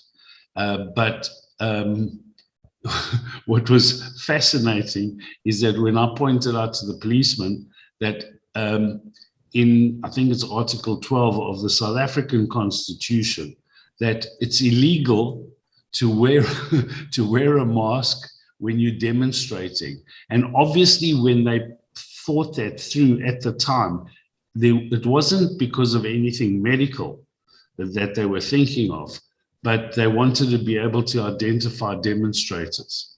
So, that was one of the reasons why they couldn't hold us for as long as they did. So seems somebody forgot to look through all the statutes before implementing that, huh?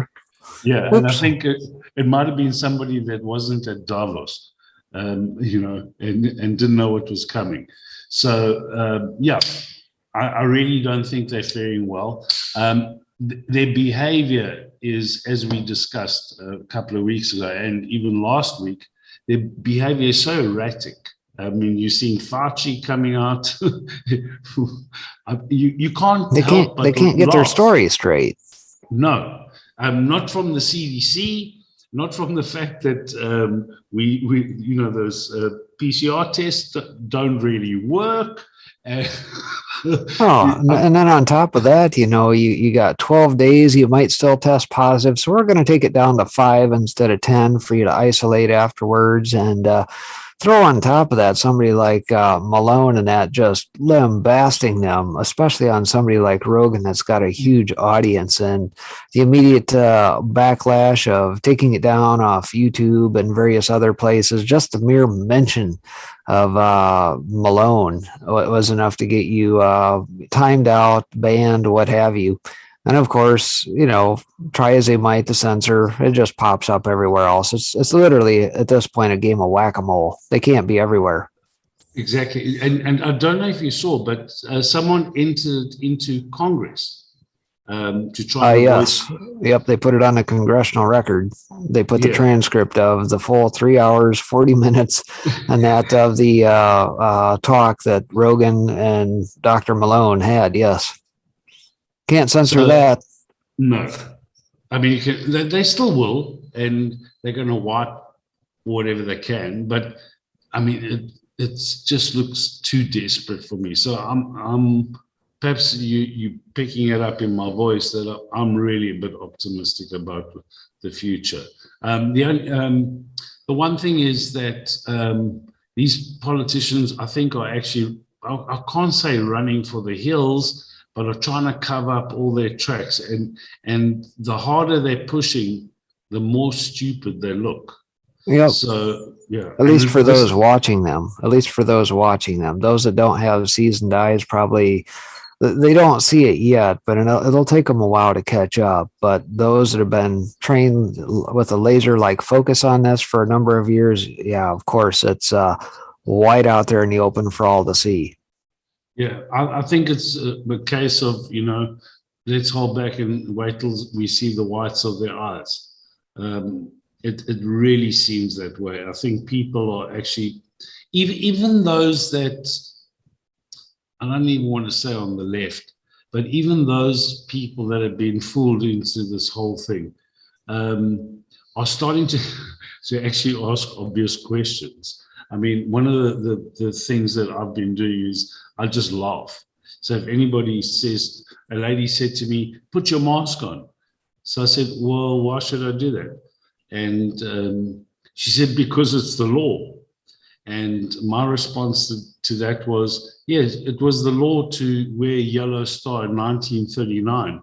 And that didn't end too well, did it? And Showstopper, mic drop, walk away. exactly. And this was outside the shopping center. And I happened to be standing having a conversation with somebody, and you always get these nosy people. It pays to know a little history, doesn't it? Exactly. And interesting enough, it's sad really, there are not too many of us that actually know any history. So I think the population has really been dumbed down. However, I think there are people starting to ask questions. And I find the interesting thing is that it's really the 20-year-olds. I don't know what kind of generation they fall into. I mean, I'm not quite up to speed with all of that. Gen Z, Gen X, whatever. But it's the 20-year-olds that appear to be the ones that are actually following the rules and wearing masks and all this kind of thing. So, yeah, I mean, we spoke briefly about this a couple of weeks ago when I said perhaps we should be a bit more gentle on some people, but it's the people that are really my heart goes out to are the kids, because no 5, 6, 7-year-old should be walking around with a mask, and the ones that are really, really feel sorry for are the elderly that have been terrified into doing stupid things like wearing a mask, because they happen to be people in old age homes, or they're shoved in front of a television day in and day out, and are constantly bombarded with fear, because the same fear porn that you're experiencing in the US happens globally, including South Africa. And it's well orchestrated. These guys have actually spent years planning this thing, but I don't think they actually thought that people would fight back like. Well, I think you're right in that regard, and I think the mistake that they made was not anticipating the fact that there would be blowback and there would be equal, just like any force, right? Any force has to have an equal and opposite force reacting against it. It's just the laws of nature, Newton, right? Basic physics. Basic physics. And unfortunately, they seem to think that they were going to roll over top of people with whatever they were going to try and roll out without some level of resistance. And they're quickly finding that to be the case, as evidenced by France, as evidenced by people worldwide. You got people down in Brazil with about 3 million people in the streets here as of late. And on top of that, the folks like us who broadcast and get the information outside of the traditional means, things of that nature, and people really just are not going to put up with it. And so I see somebody put in chat here, mass formation psychosis. That is probably the term that they absolutely did not want masses to go start digging on and have people start investigating, because as we already know, it's been openly admitted that governments around the world have employed tactics to do exactly that. Up in Canada, They said that they were going to do a mass psyop on the population as the COVID business transgressed over the last year and a half plus. And they have. And in many other governments around the world, the same thing. So, in all respect, this has been one big psychological operation to see how far they could push this. And there are some people who saw right through the BS from the start. I wrote a piece on the weekend of the first lockdown. Well, largely because I was following Q, and we had a lot more information, those, as you say, that were paying attention. And, you know, the one thing that I did put out there to my clients and friends, some of which, some of them don't talk to me today, but I said to them, you've given up all your liberties, be it constitutional, your human rights. You've given up all of this for a bug, really? And I don't care, even if it was the bubonic plague, you know, to give up all your liberties and to force other people to do the same just didn't make sense.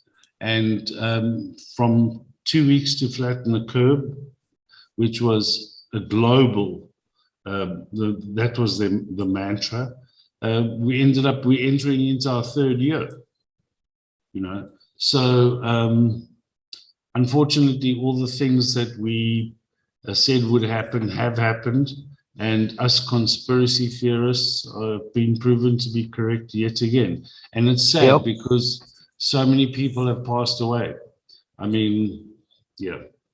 I mean, I go back to my own mom who passed away a couple of weeks ago, and it had nothing to do with COVID, but she had a fall and she hit her head.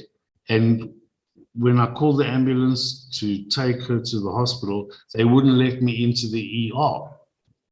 So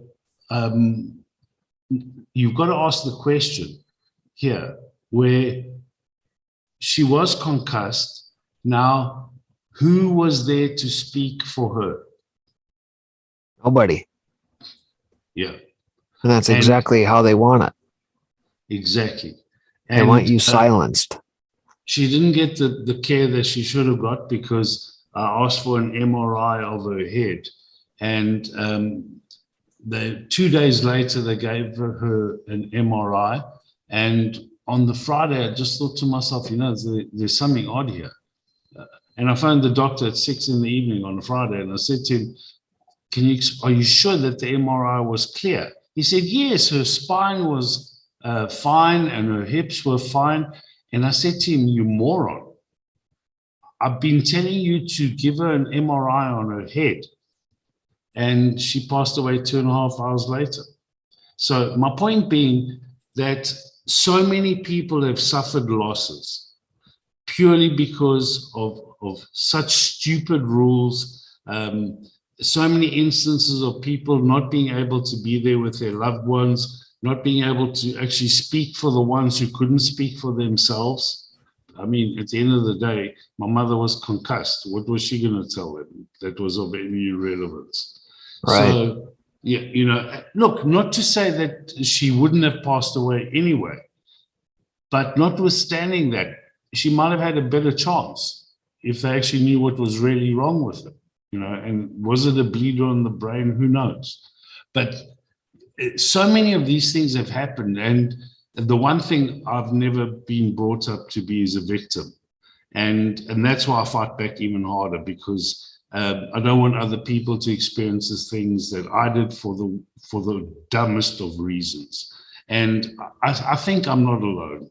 I think there's so many people that have suffered losses, that have had hard times. Fine, okay. But we're fighting back, and I think the world is actually starting to fight back a little bit harder than that they were maybe 6 months ago. So I'm generally quite optimistic as to what I think will happen, or what will transpire over the next 3 to 4 months. And I really can't see much of this going really much past Easter, you know.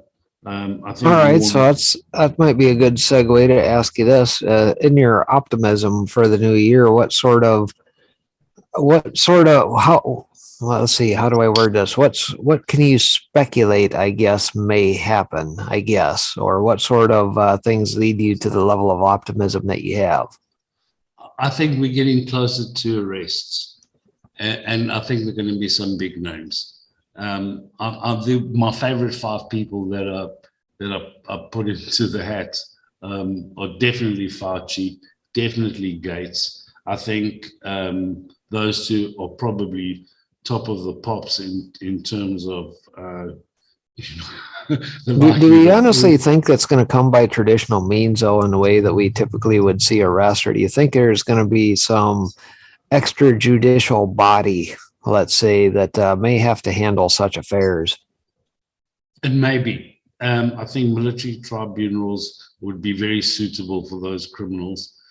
But I'm also seeing what's happening in Poland. I'm sure you're aware of all the legal things that are happening against them and the charges that are being brought against them. So I think there, and I think Durham makes a lot of sense to me, and things are pointing towards Hillary and even Obama. I think they also too that fall into the same category. And the wild card, I think, is the Pope. So these people, yeah, it's them. And then we have the Ghislaine Maxwell trial. And Oh it boy. appears, yeah. Have you seen the latest on that? Which they are about Prince Andrew. No, not even that. This come out here just a little while ago, that apparently the jury pool might have actually been tainted with somebody with an experience that may have swayed the rest of the jurors to think a different way. And apparently this was not sorted out in the process of figuring out who the jurists were out of the some 230 that were polled to become jurists. No, I haven't seen that. No, this was just out by Jonathan Turley here just a little while ago. I was reading it before coming on air here earlier, that apparently one of the jurists now apparently tried to sway the rest of the jurists because of an experience he had and sexual exploitation or some sort of I can't remember what all he experienced in his younger days to help him try and shape an opinion, apparently. And so that may be grounds enough for them to overturn the whole stinking thing. A mistrial. Potentially. Well, are we surprised that they're going to try something Well, like this? yeah, I mean, to that end, I don't think anybody really expected justice to be served with the shenanigans playing out with Comey's daughter on the one side, and then of course you got the judge and that and the shenanigans they pulled. Biden even got involved. Yeah, I mean, I don't really think we'll see that until the names are named. I don't think we'll see it until probably maybe the civil case with Giuffre comes through, or perhaps even what transpires with Prince Andrew, because it seems like perhaps maybe he may be getting hung out to dry. I don't know whether or not he'll be able to stifle things. The FBI will be able to cover for him, things of that nature, if the whole house of cards does end up coming down around them. I saw a fantastic meme, and basically, I'm paraphrasing, but if she was found guilty of trafficking children, etc., etc., why aren't the buyers of those children named? So I thought that was quite interesting, and we're starting to see the fact that Andrew tried to cover this all up, which leads back to the original question about the Davos crowd, because we've got his brother prancing about trying to tell us that we should actually eat worms and be happy to have Oh, nothing. believe me, they want nothing more than to push that way, and they're close to getting their way by way of where inflation's going now, right? Yeah. They're going to continue to push until something breaks. And is it going to be the people against the government? What is it going to be? What is going to be the spark that lights the whole stinking thing off? Again, I look to the US, because without the US, if the US falls, we all fall. I mean, they will manage to push this through. However, people are resilient and are fighting back globally. So, Yeah. I'm just. Go ahead. Sorry. No, I don't want to I was going to say, in the rural areas of the country, I think we'll be just fine. I think we're in a position where we can get done what needs to be done if and when it comes time to do that. When push comes to shove, I think there are enough able bodies and folks that are in the know of what's going on that say, hey, we're only going to live with this so long before we do our own thing here and decide to go our own way. And by that, I mean, I'll just use a simple example of the meat industry as a whole, where everything has become centralized, like the banks, like social media, like everything else. We appreciate the fact that we can go to a grocery store and stuff is packaged up for us, but we don't have to.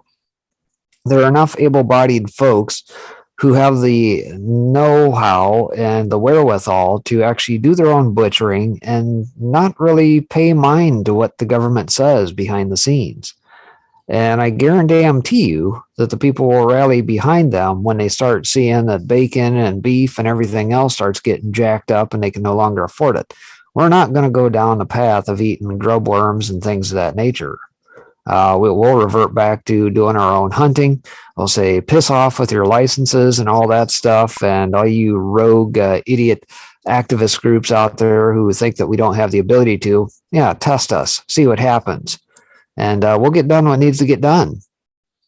Much the same as in South Africa.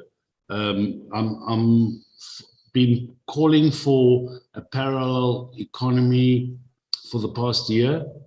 And I think it's happening more in the US than what I'm seeing here.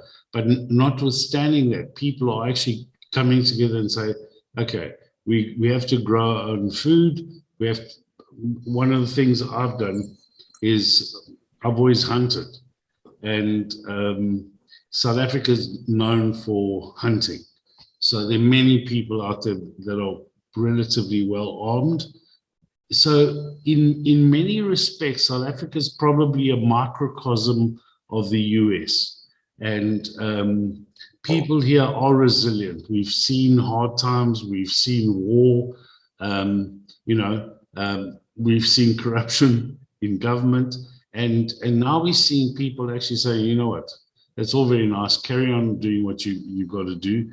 But no, we're not going to. They actually try to pull another flu pandemic for an avian flu. In South Africa. They try to get the farmers to actually kill all their chickens prior to Christmas, but no one listened.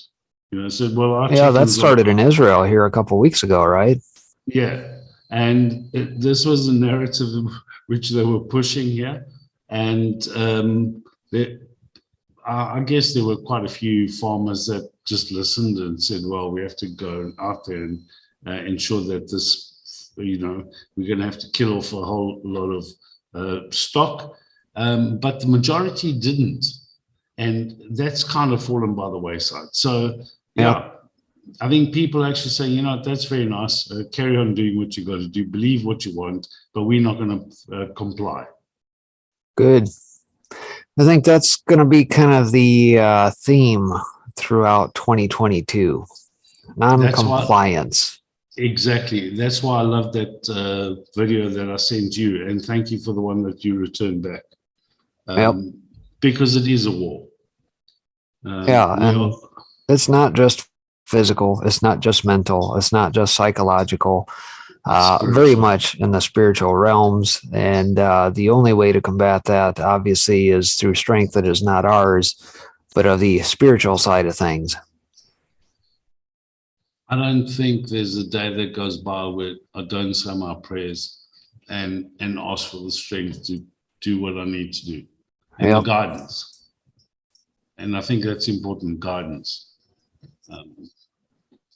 Yeah, I wake up in the mornings and say, okay, look, I'm armed, but just give me a sign. Where do I go? Which direction?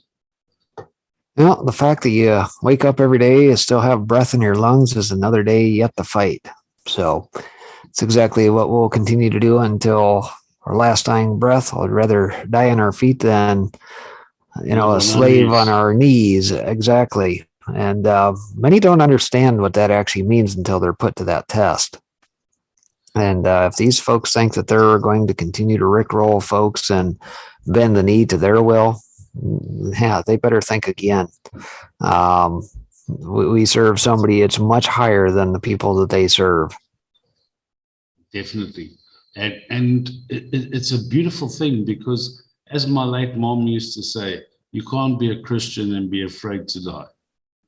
No, because there's more beyond. We're just passing through here. This little marble that we stand upon here these days, it's not our true home. Yes, the meek shall inherit the earth in due time. But at the end of the day, we serve a pretty doggone big God who is capable of doing all things, including healing, by the way. So all hope is not lost if by chance, for example, you have taken a jab and are now finding out later on the ramifications of doing that, whether there be graphene in it or not, or things of that nature. Yes, you can still be healed. Do not underestimate the power of God in doing that. How many different cases in the Bible have we read of, him healing on the Sabbath, which caused the Pharisees and Sadducees to be absolutely beside themselves. You shall not do this on the Sabbath. I agree. There are many miracles that I'm expecting, and I think that my faith in humanity and the ability for people to actually fight back is, I think we're starting to see, I'm not going to call it a groundswell, but I'm starting to see positive signs going forward. So yeah, I have to remain positive. I do believe that we have to have our faith, that we have to fast, we have to pray, and like we always say, go to the end of the book. We know who wins. That's exactly right. Yeah. Sunny Days has appeared. Ooh, Sonny's in house, hey? I'm here. I sound like Igor. Bringing all sorts of cheer. That beautiful laugh. Not today. No. Oh, well, guess what? You get to bring up the rear. You're the caboose today because it appears 412 is still voice limited, apparently, after his bout with whatever this junk is in his throat. So looks like you may bring up the rear here. So you get to bring us home. All righty then. Sounds good. I'll go to the top of the hour. All right. Boy, don't sound so overjoyed. You guys are so positive. And yeah. So Sonny just brought the energy level straight down. Happened, but man, oh man. You guys took up the positivity and I bring it like like I said earlier. Go ahead. And I was going to say we're all entitled to a bad day. Well, that happens. I mean, it's crap. It's garbage. They want us to believe this stuff. At the end of the day, people aren't going to buy into it. It sucks the energy out of you. That's their intent. They don't want you to have energy to go and do the things that, they know will go against them. No. They want you fully engulfed and submitted to all this garbage, period. Because it does. It sucks the life right out of you. On Monday, I was exactly in the same condition. I just actually didn't want to actually face the world, but you do. You get up, you dust yourself off, and say, "What the hell was that?" Well, that's all you really can do. And again, Yeah. you have to understand in this battle that it's not our own strength that gets us through. No. Hell, if I tried to do this every single day on my own, I'd be done before about 9 o'clock in the morning every day. At the end of the day, it doesn't come from me alone. It comes from above, period. I wouldn't be able to get through it if I didn't. And like I said, until my last dying breath, the breath is officially out of my lungs. God has counted the hairs on my head, which are getting fewer by the day. He knows when my time is up. So, until then, we're going to keep marching on. Yeah, we have Truth is marching on.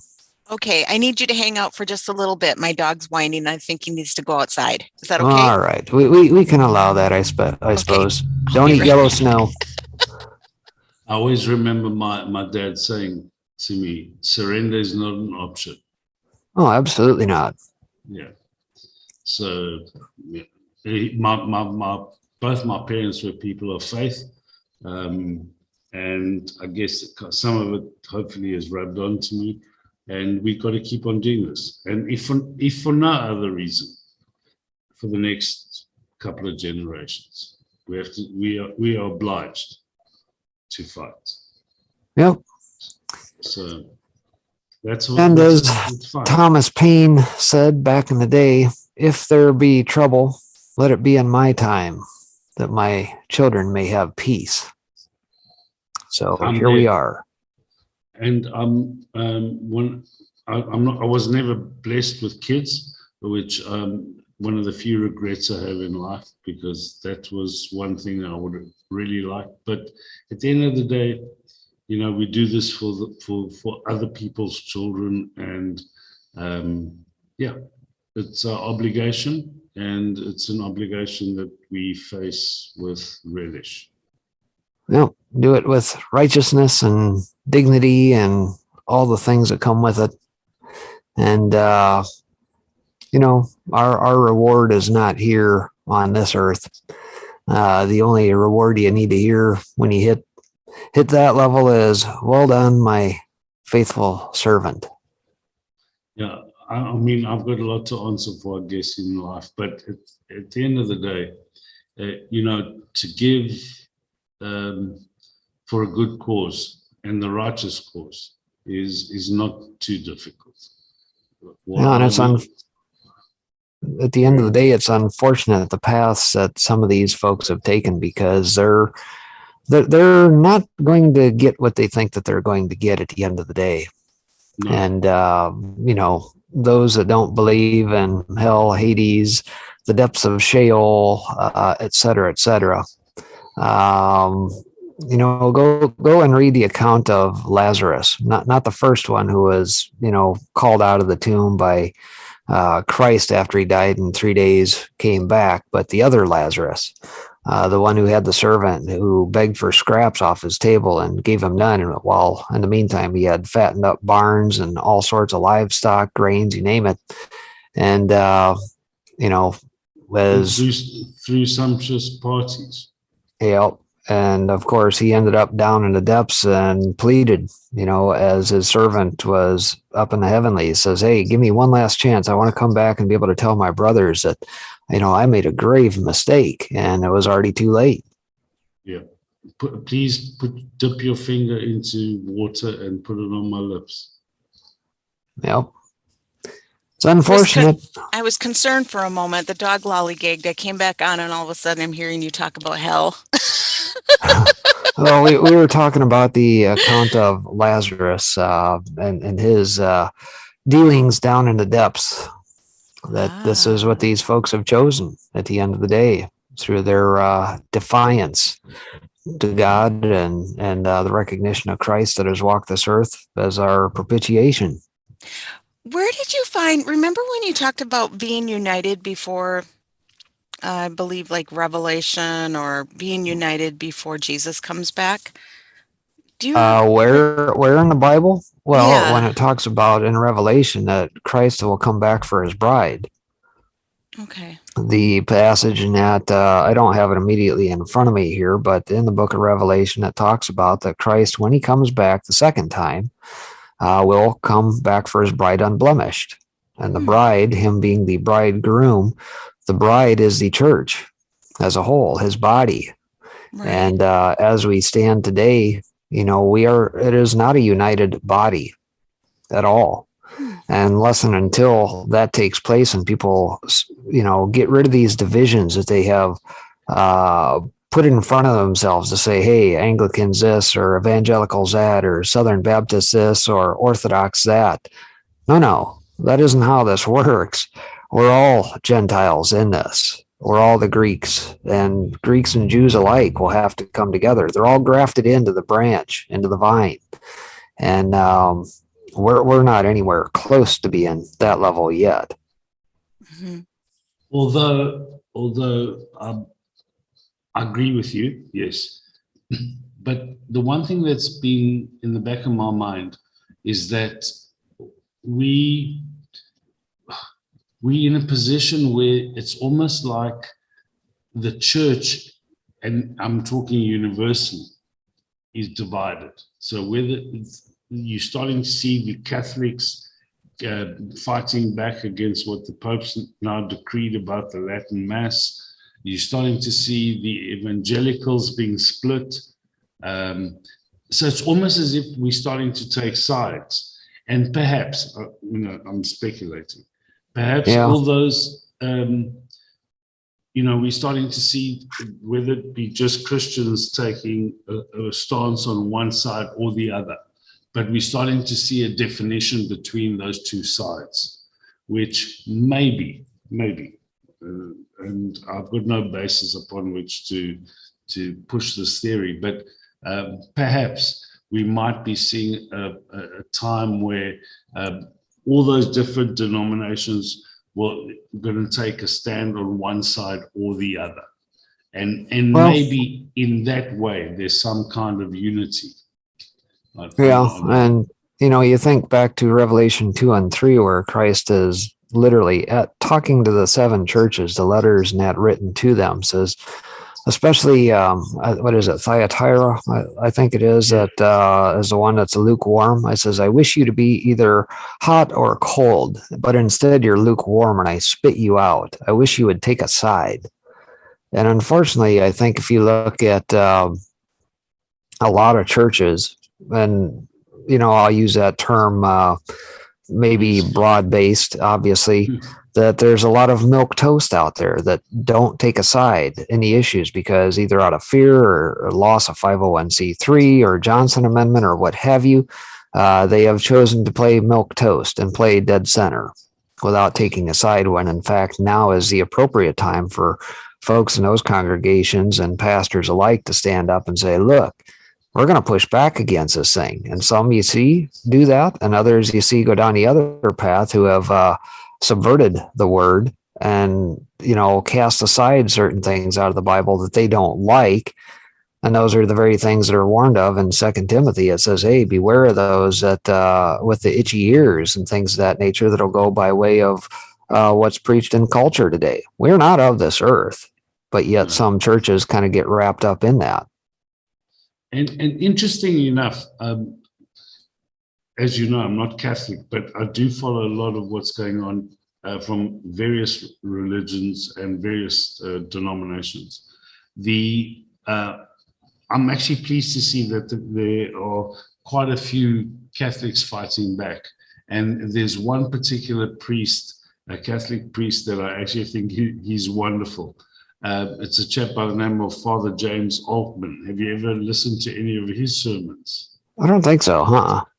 He's fantastic. I'm going to actually send you a link on Gab. But he's amazing because he's one of those priests that's been sidelined.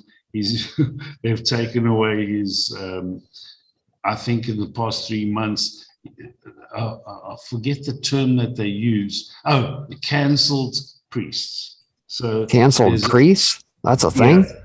Yeah, absolutely. There's a couple of cancelled priests in Catholicism, and these guys are actually fighting back, and they're putting up a pretty good showing. So who knows? That's why I'm even there. I'm positive, because it's not a case of, yes, the Pope's right and he's trying to get rid of the Latin Mass and the traditional way of doing things. And there are people fighting back. There's a group called Church Militant that I listen to. Yeah, a lot of their I've got their site. Yeah, The Remnant, they're brilliant. There's a guy called Michael Matt, I keep on listening and watching, and with enthusiasm. And I mean, I always, the ones that I'm actually the most disappointed in are certainly the Orthodox, because if none of this could be happening in Greece and Cyprus without the consent of the Orthodox Church. So they're also bought and paid for, the whole lot of them. Yeah. And I'll tell you another one to follow if you get the opportunity too, is you ever hear of Brother Nathaniel? Yes. He's hilarious to watch. It's been a long time since I used to watch him. I probably did more so maybe, I don't know, 8-10 years ago. He strikes a chord with you, and he's very cynical in his approach, but he's right. Absolutely. And he calls it out. And I guess he's still doing that, because I got a couple articles or videos of his from back mid part of last year. So he's still banging on. He's Jewish, and he converted to Orthodoxy. I believe so, yes. Yeah. So he is hysterical, because he calls it like it is. And yeah, so I mean, there's a lot of interesting things happening. I mean, you've probably noticed Djokovic, the tennis player. Is that the one going down to Australia or whatever? Yeah, no, he's Serbian, and he's Orthodox. And he said he refuses to take the jab firstly, and he says it's on a religious conviction, and he's a devout Orthodox.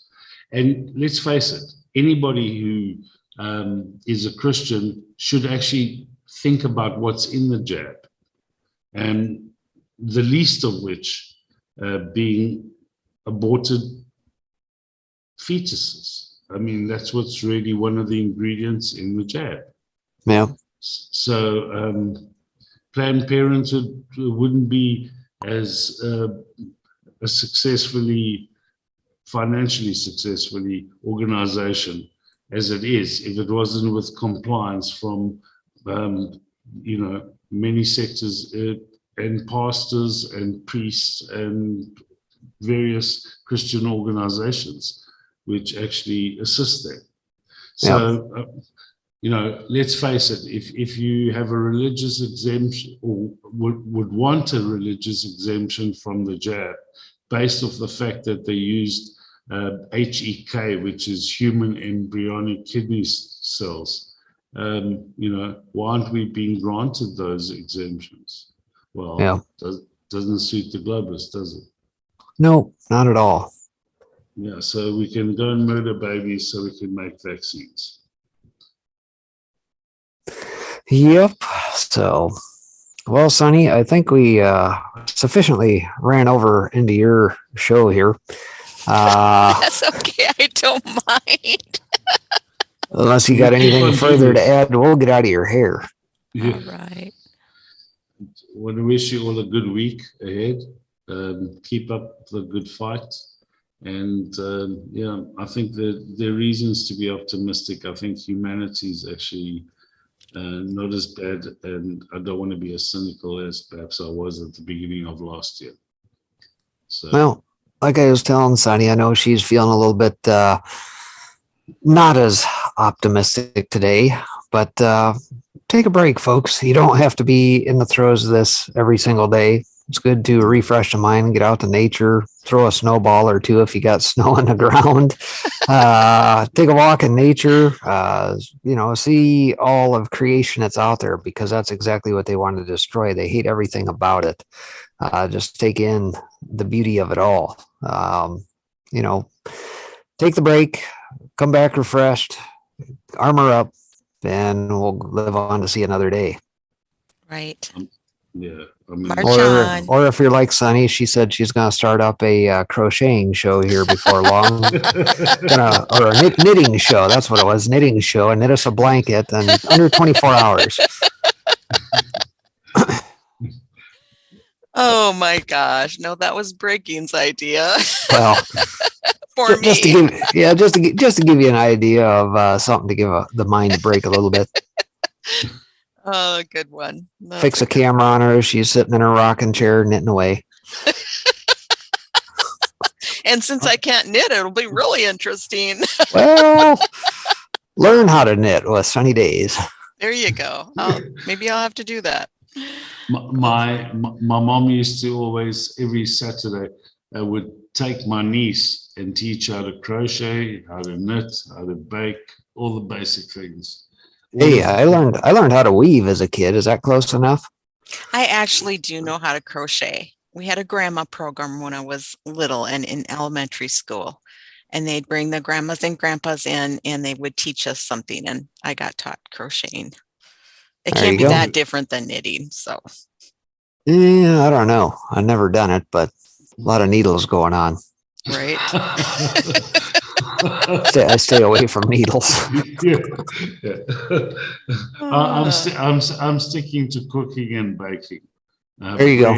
Yeah, the practical things. I think it's actually quite interesting. I'm not quite sure how it works in the US, but we used to have programs when I was a kid where we would do a bit of workshop in woodwork and a bit of ironmongering and whatever. Oh, nope. They did away with all those, I think. Yeah, actually, back in my high school days, they were just starting to phase a lot of that stuff out. Your home ec type classes and your shop classes, and I think a lot of that was planned. They tried to get more people more geared toward going to college and more white collar jobs as opposed to developing skill sets. And obviously, we've seen the ramifications of doing that as they've destroyed manufacturing. Absolutely. Think about how they've destroyed the UK. The UK was arguably the second to the US with respect to manufacturing. I mean, some of the best shipbuilding yards, some of the best steelworks, some of the coal mines, and all of that and they converted the UK into a service economy, which is what they tried to do with the US. And I don't think they're going to be successful. I think the US is going to be resilient and actually going to fight back hard. We'll have to if we're going to have anything at all. And, the question is going to be from the capital side of things, how do you rebuild America with little to no capital and materials, things of that nature? We'll figure it out. We always do. We're pretty resilient folk. Yeah. And it starts by being able to feed yourself. Kind of have to have that. Yep. Yep. And let's cast your mind back about the things that we read about the Wild West. I mean, I think we're going to go back to something as basic as that and we'll be fine. Have you been following what's happened in Kazakhstan? That's what I led off the show with here today. A few articles out of what's playing out there. Yep. I didn't get any of the details. Supposedly, just a kind of quick recap, a handful of articles I led off with here today. It was blamed on liquid propane or liquid petrol gas, supposedly is the story they want us to believe, that caused an uprising. They lifted the caps on price caps on it. They're suffering through energy inflation, just about like everywhere else in the world is. And basically, they started a riot. They have since burnt the presidential palace, and supposedly they have taken over Almaty's international airport at this point. Lots of videos net out there, but keep in mind what Kazakhstan is really known for at this point, and that's uranium. There are folks net who are keen on their production of uranium, where it's used, how to get it, probably how to exploit it at this point. And I wouldn't be surprised if there are some NGOs behind the scenes poking the bear, as it were. And of course, Kazakhstan being a former portion of the USSR before being balkanized, you can see right through this garbage at the end of the day. It's just like Ukraine. They want to try and poke the bear, integrate more NATO crap in there, and keep poking the bear, as it were. Yeah. I mean, I saw something today that they're trying everything to try and get Putin into a scrap. But I think he's too smart for them. Let's hope so. I mean, what it all boils down to right now is they need to cook up a distraction. There's a lot of hot spots in the world. I don't care where you look, from one end to the other, if it's Ukraine, if it's Kazakhstan, if it's Turkey, if it's Taiwan, whatever it is. They always have to have some cover for what is going on in the dark of night behind the scenes. And as the financial tyranny plays out and all of that stuff with our Federal Reserves and various central banksters around the world, they have to have some cover to distract the masses from what is really going on. But it's the same playbook over and over again. Hoping you won't investigate, look for yourself. Exactly. And again, that's why I'm optimistic, because I think people are actually tired of it. And I mean, with what's happening I'm sorry, Sunny Days, but before we go. No, that's okay. I don't mind. The one thing I actually noticed was a headline that came up 2-3 days ago in South Africa. Trump's look into the Texas. It was one of the districts in Texas about the election, and the headline was, "Oh, nothing came of it." And then when I went to go and dig, and I found some decent articles, there was a whole bunch that was wrong. There were almost 250,000 illegal votes. Oh yeah. So you keep on seeing those kind of dumb headlines, but if you go and just scratch the surface, you don't even have to be smart. You don't even have to be a good investigator or researcher, and you can get to the real story. So yeah, I think they're losing control of the narrative, whether it be, I don't know if you saw, but there was a Georgia, I think in Georgia, there was some mayor that that just quit just before a fraud case. I think we've seen so much of this coming out, day after day. Michigan, all the shenanigans that went on there. Pennsylvania, which 412 will be happy about. Yeah. But the interesting thing is, I think that they're trying to cover all this stuff up, and you have to have more arms than an octopus, to try and stop all these stories from coming out. It's like the little boy who, with 10 fingers trying to stop the water from coming through the dike. So, yeah, I think the narrative's falling apart on everything, from COVID, from the election fraud, to trying to push a war. I think people are this war is going to take a toll on folks at the end of the day, because even here in the last couple of days, we got a story out of Canada. A reporter that used to work for the CBC up and quit and says, I can't push this narrative any further. Says, if you looked at me like 18 months ago, pre-COVID, I used to be pretty left of center in my ideals, but now they have swayed so far that she now looked like a centrist. And she says, I've had it. I can't maintain and condone and push this narrative shaping that they continually want us to push. And so I think one of the things that we're going to see this year out of that, I think you're going to see a lot more local reporters that finally, let's say, come to their senses or have an aha moment and say, I can't condone this. It's wearing on me too much, and they're going to crack. And I think we're going to see a lot more of that play out, not only in this country. I suspect we'll probably see that in a lot of other countries as well. Right. Mayo just laid off their unvaccinated workers yesterday in Rochester. So that'll be interesting. Good for them. I hope each and every one of the unvax goes and opens up their own clinics and does their own thing and doesn't worry about licensing, and they join the parallel economy. Or sues.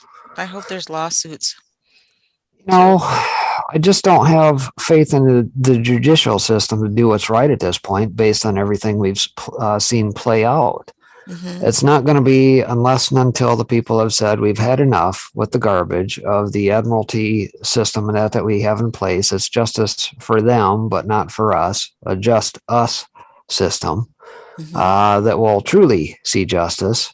Obviously, vengeance is the Lord's at the end of the day, but that's not to say that the meeting can't be arranged. But nonetheless, I don't want to allude to anything nefarious here, obviously, but you know how the saying goes. I'm a big believer at this point that a lot of these folks who are being laid off because of the ridiculous policies, unjabbed or otherwise, join the parallel economy. The way we beat this is to formulate a new system that relegates their system of old irrelevant. Period. Vote with your dollars. That's right. And that's one of the things that I encourage people. I boycott anything, for example, any Coca-Cola product, anything, from their water to Coke to Fanta to whatever. I refuse to buy. I won't buy. We have some Walmart-owned establishments in South Africa. I don't support them. I will not do such a thing. I'd rather go and support the local mom and pop shop. They're the ones that need our help, Yep. And you're starting to see banks forming. There's a bank called Revolut Bank, which is quite interesting.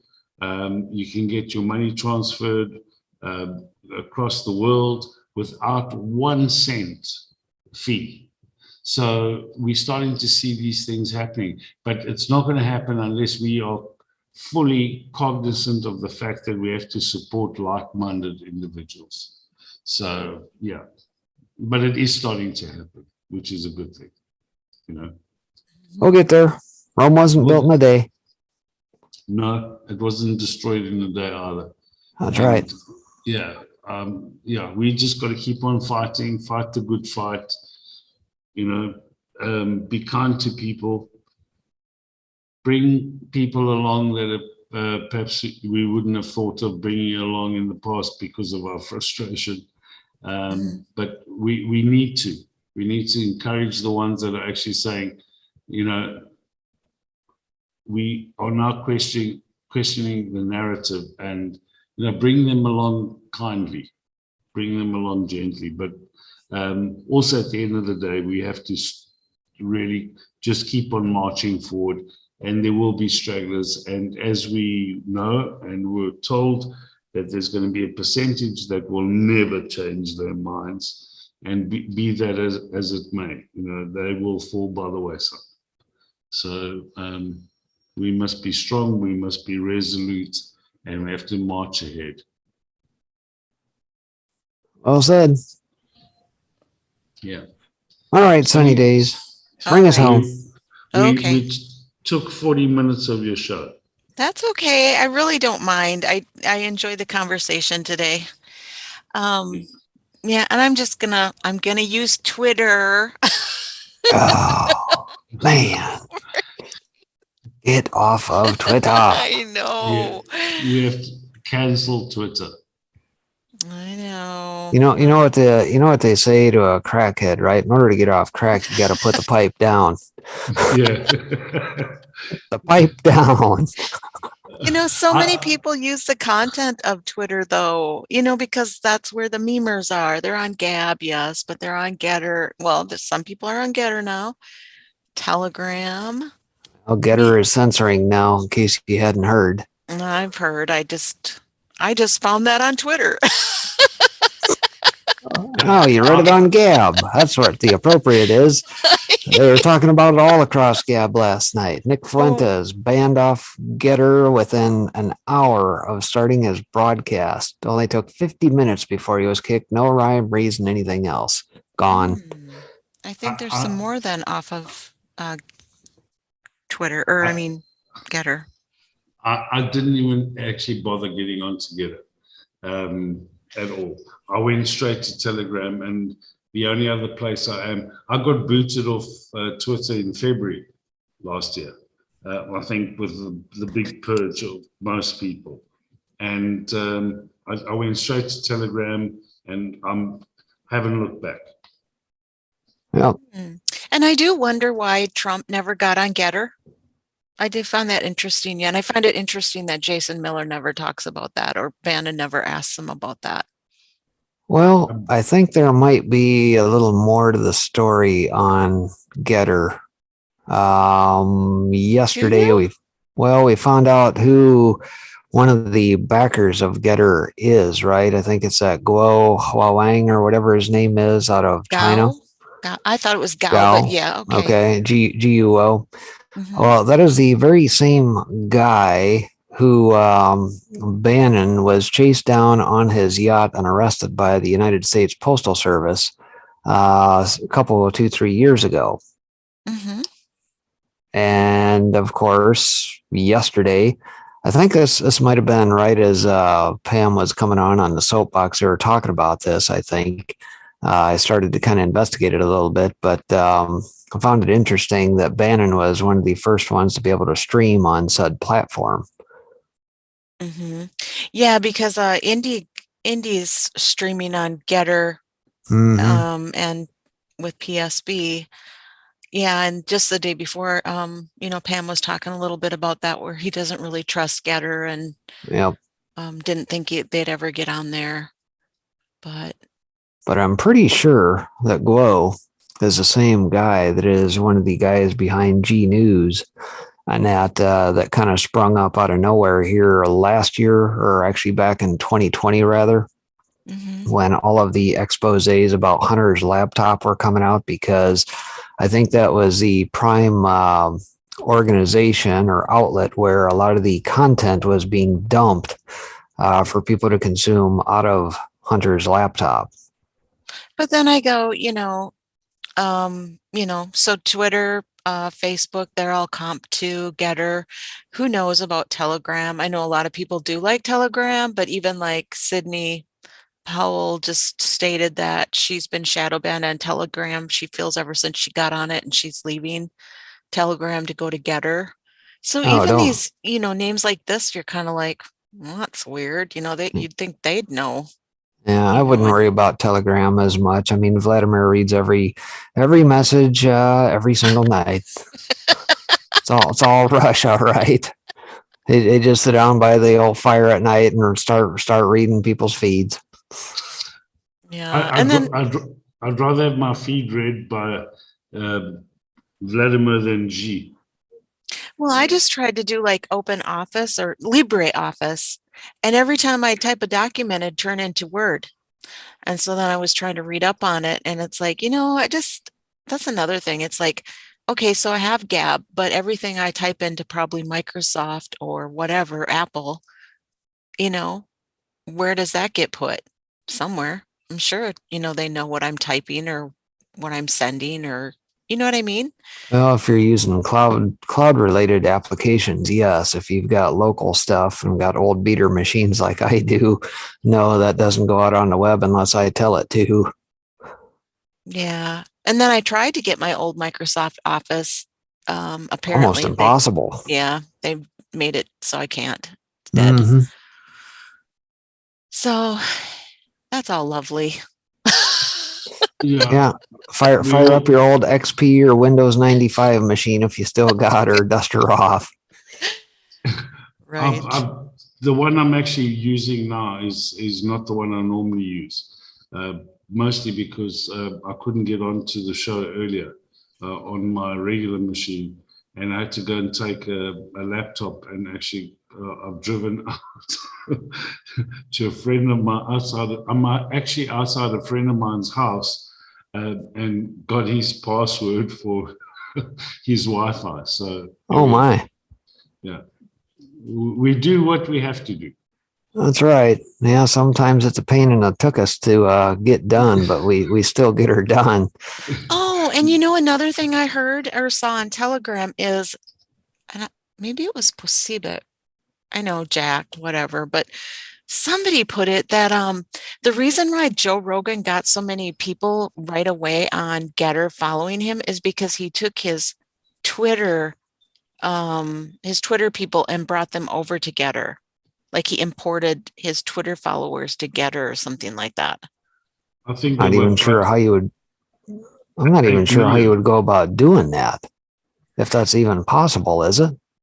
I don't know, but he had 8 million followers like in one Right. day.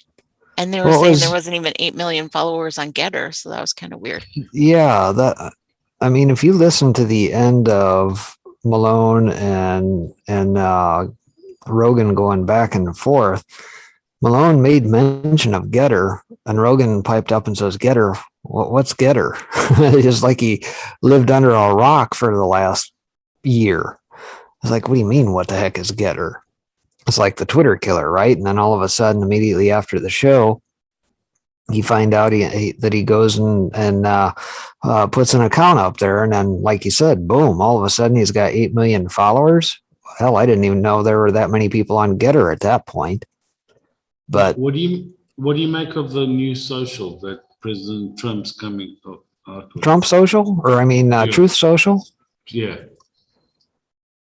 I think they're going to go through growing pains, quite honestly. I think a lot of people, I'll hope for the best, but at the same time, be prepared for growing pains, because knowing the back end of what they're planning on using is exactly where Gab started from after they were deplatformed back in 2017, was it, after the synagogue shooting in Yeah. Pittsburgh?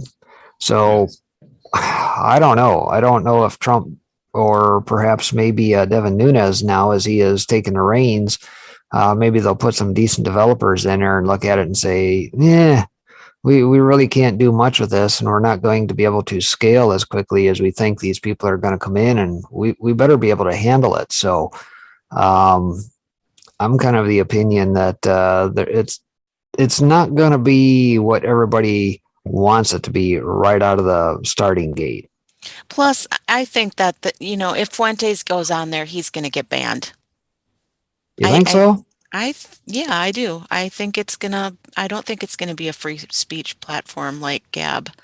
Well, he will be the ultimate test, because he's been banned off everything else. He's kind of like another Laura Loomer in that regard, right? Yeah. And I mean, from what we understand of Truth Social, they plan on putting this on platforms like on your Samsung devices and Apple devices, where they're in the stores. And hey, if they don't like something that you say, they will just flat out remove you from the store. So then what do you do? Gab ended up finding a workaround to that, to where you can actually get Gab and treat it just like an app on your iPhone, like everything else, without having to go through the store and all that. But they had to develop it. They didn't bother to go through the stores, to where, hey, I got to ask for permission from Apple before I can, put my application out there. Right. So I had something about that today, about how Getter was kind of bragging about how they've jumped ahead of everything. And then Gab was saying, well, there's a reason that you're on that list. There's a reason you were able to do that, because exactly, somehow, some they're way. playing by the rules. Right. And so then I did pull up this was on Twitter. You know who Elijah Schaefer is? Yep. Elijah. Okay. He says, after speaking directly to Getter official, not only am I shadow banned on their platform, but they indirectly admitted they banned people based on behavior outside their platform. Twitter's doing the blinky jump crap. Let's see. Where'd it go? But they indirectly admitted they banned people based on behavior outside their platform, not by direct TOS violations. So as of now, this is not a free speech platform at Joe Rogan. Yep.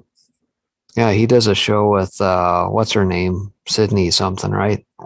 Yeah, I think so. I think you're right about that. Why does Bannon keep on pushing it then? Good question. Yeah, I don't know. It's a very good question. I think, okay, I'll probably stir some crap up today, but so one of the things that I found interesting is you know, this whole thing that's been going on about mass formation, mass psychosis. Hmm.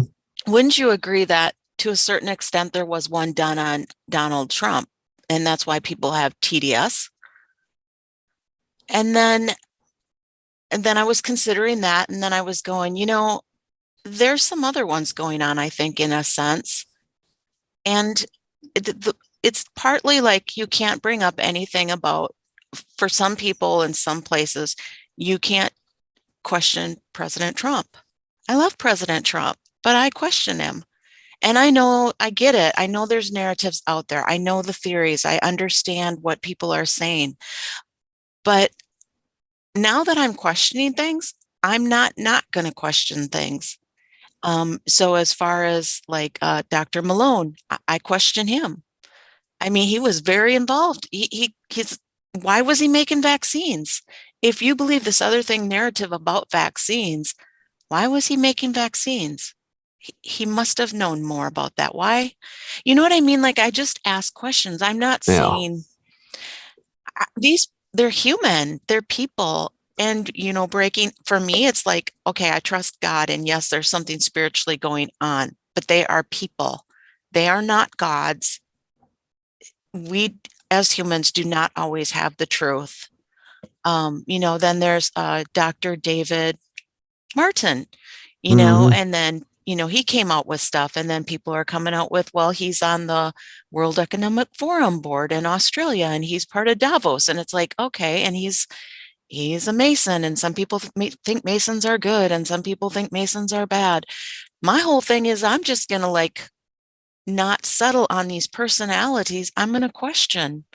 No, and You you're know, absolutely right. We shouldn't revere them. We shouldn't treat them as rock star status. I think I covered an article in that regard the other morning, in that regard, asking that very question. How is it that some of these doctors and whatnot that they're wheeling out that are, you know, making the rounds on alt media, they're not asking the tough questions of, okay, how did you benefit financially from this before, but now suddenly you're against? Where were you before COVID? You know, mm-hmm. those are the tough questions nobody's asking, but yet we should. So, to that end, you're absolutely right. Whether it be Trump, whether it be Dr. Malone, whether it be Brian Ardis or Dr. Brian Ardis or any one of these guys that are marching out there, you know, do your Right, own because research into them. right, because even that, you know, like one will say, well, it's vitamin D. Vitamin D is the real thing. And then others, you know, are, oh, nope, it's vitamin C. It's vitamin C. And it's like, well, you know, they may not know what the other knows. I mean, they're humans, they're people. They don't know everything. And then too, it comes to me, a lot of this is uh, geographical. I mean, what you're experiencing might not even be what I'm experiencing. You know, you know what I mean? Well, Like if you're in a place where it is more open and people are more accepting of not having masks and, you know, getting tired of the vax stuff. Well, I'm in a place where they're all in. I mean, I wonder what the percentage is of the people resisting here. I really do, because I think it's a lot more than we're led on to believe. I hope so. You know, and You know, that's the problem with central planned governments and all this business is that they think that they'll be able to do a one size fits all for everything here. And mm-hmm. it's just not that way. Everybody is different to some degree. Yes, we're all made in the image of God and his likeness, but when it comes to treatments and things that ail us, everybody is different because of the choices we've made over the course of our lifetimes, period. So to I'm in say that your a jab camp. is going to work for all of humanity when you've got such a diversity of folks and experiences and things that comprise our health and wellness, Mm-hmm. it's a wonder that we don't have more people dying off, and perhaps we will, versus those that say no. You know, why would I subject myself to more risk than I should when I've done all the right things leading up to this point? Just as an example. Mm-hmm. I'm in your camp. Definitely, Brecky. If you just have a look at the UK, where they kept on telling us that 80% of the people were vaccinated, and it appears now that it's about 2/3 only. While it's a big amount, we've been lied to. And I think there are fewer people that have been vaxxed than we've been told. And I think this is a global phenomenon. Absolutely. It's to manufacture consent, and it's to make the people think that they're not part of the in crowd. That they want people to join their little cult, right? Mm-hmm.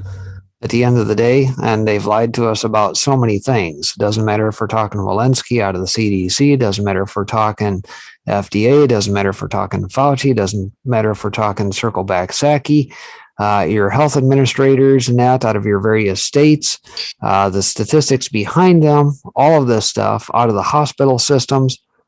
You can't trust any of it unless you physically go see the real numbers for yourself.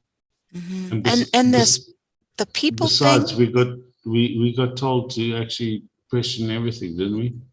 Going back to the people thing, I think sometimes, you know what, we were made to worship. We were made to worship God. There'll always be this thing in us to worship. I mean, look back at, what the Israelites did, worshiping the calf and the golden calf. And they couldn't even make it 40 days. Right. It's in us to worship. And for me, I have to be really careful to step back and just look at these people and go, they're people, their personalities. Do they have good info? Yeah. Some of the info is good. Some of the info I'm not sure about.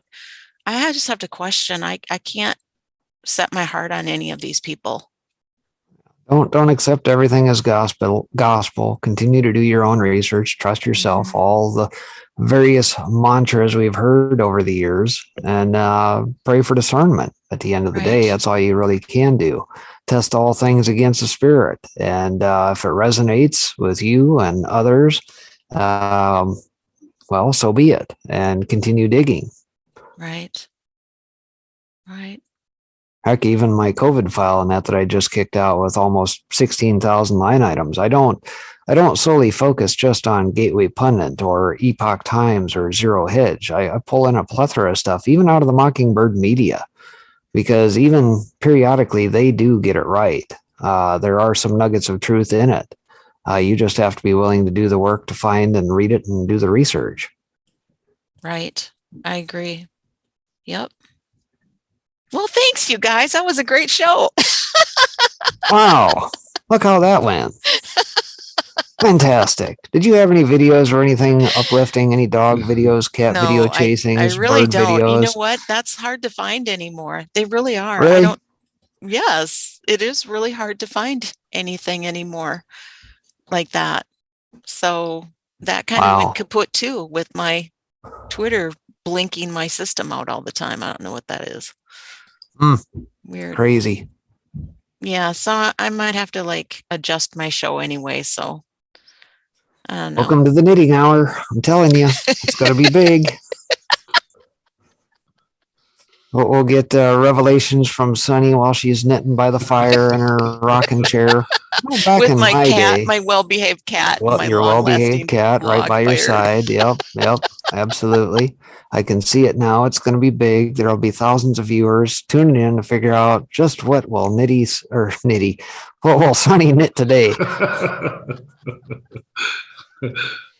And with that, stay tuned because you never know what's going to be talked about or happen on the next 5x5. Yeah, exactly. All right. Well, I guess we are at the top of the hour. If you've got nothing else, I don't. I appreciate you guys sticking around today. Thank you. Oh, no worries.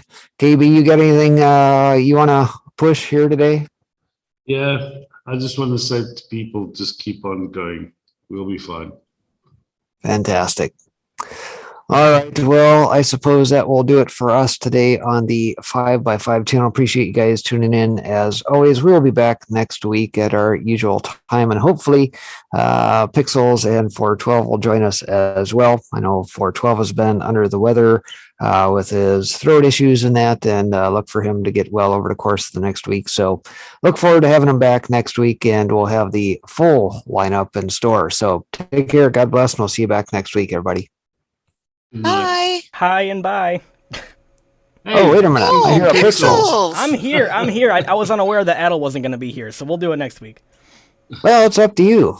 You want to go or no? No, I got a bunch of stuff to take care of. I've got Box Apocalypse and it's trash night. Oh, trash night? All right. Yeah, I got to rearrange my sock drawer. Much love, guys. All righty. Take care. We'll see you guys.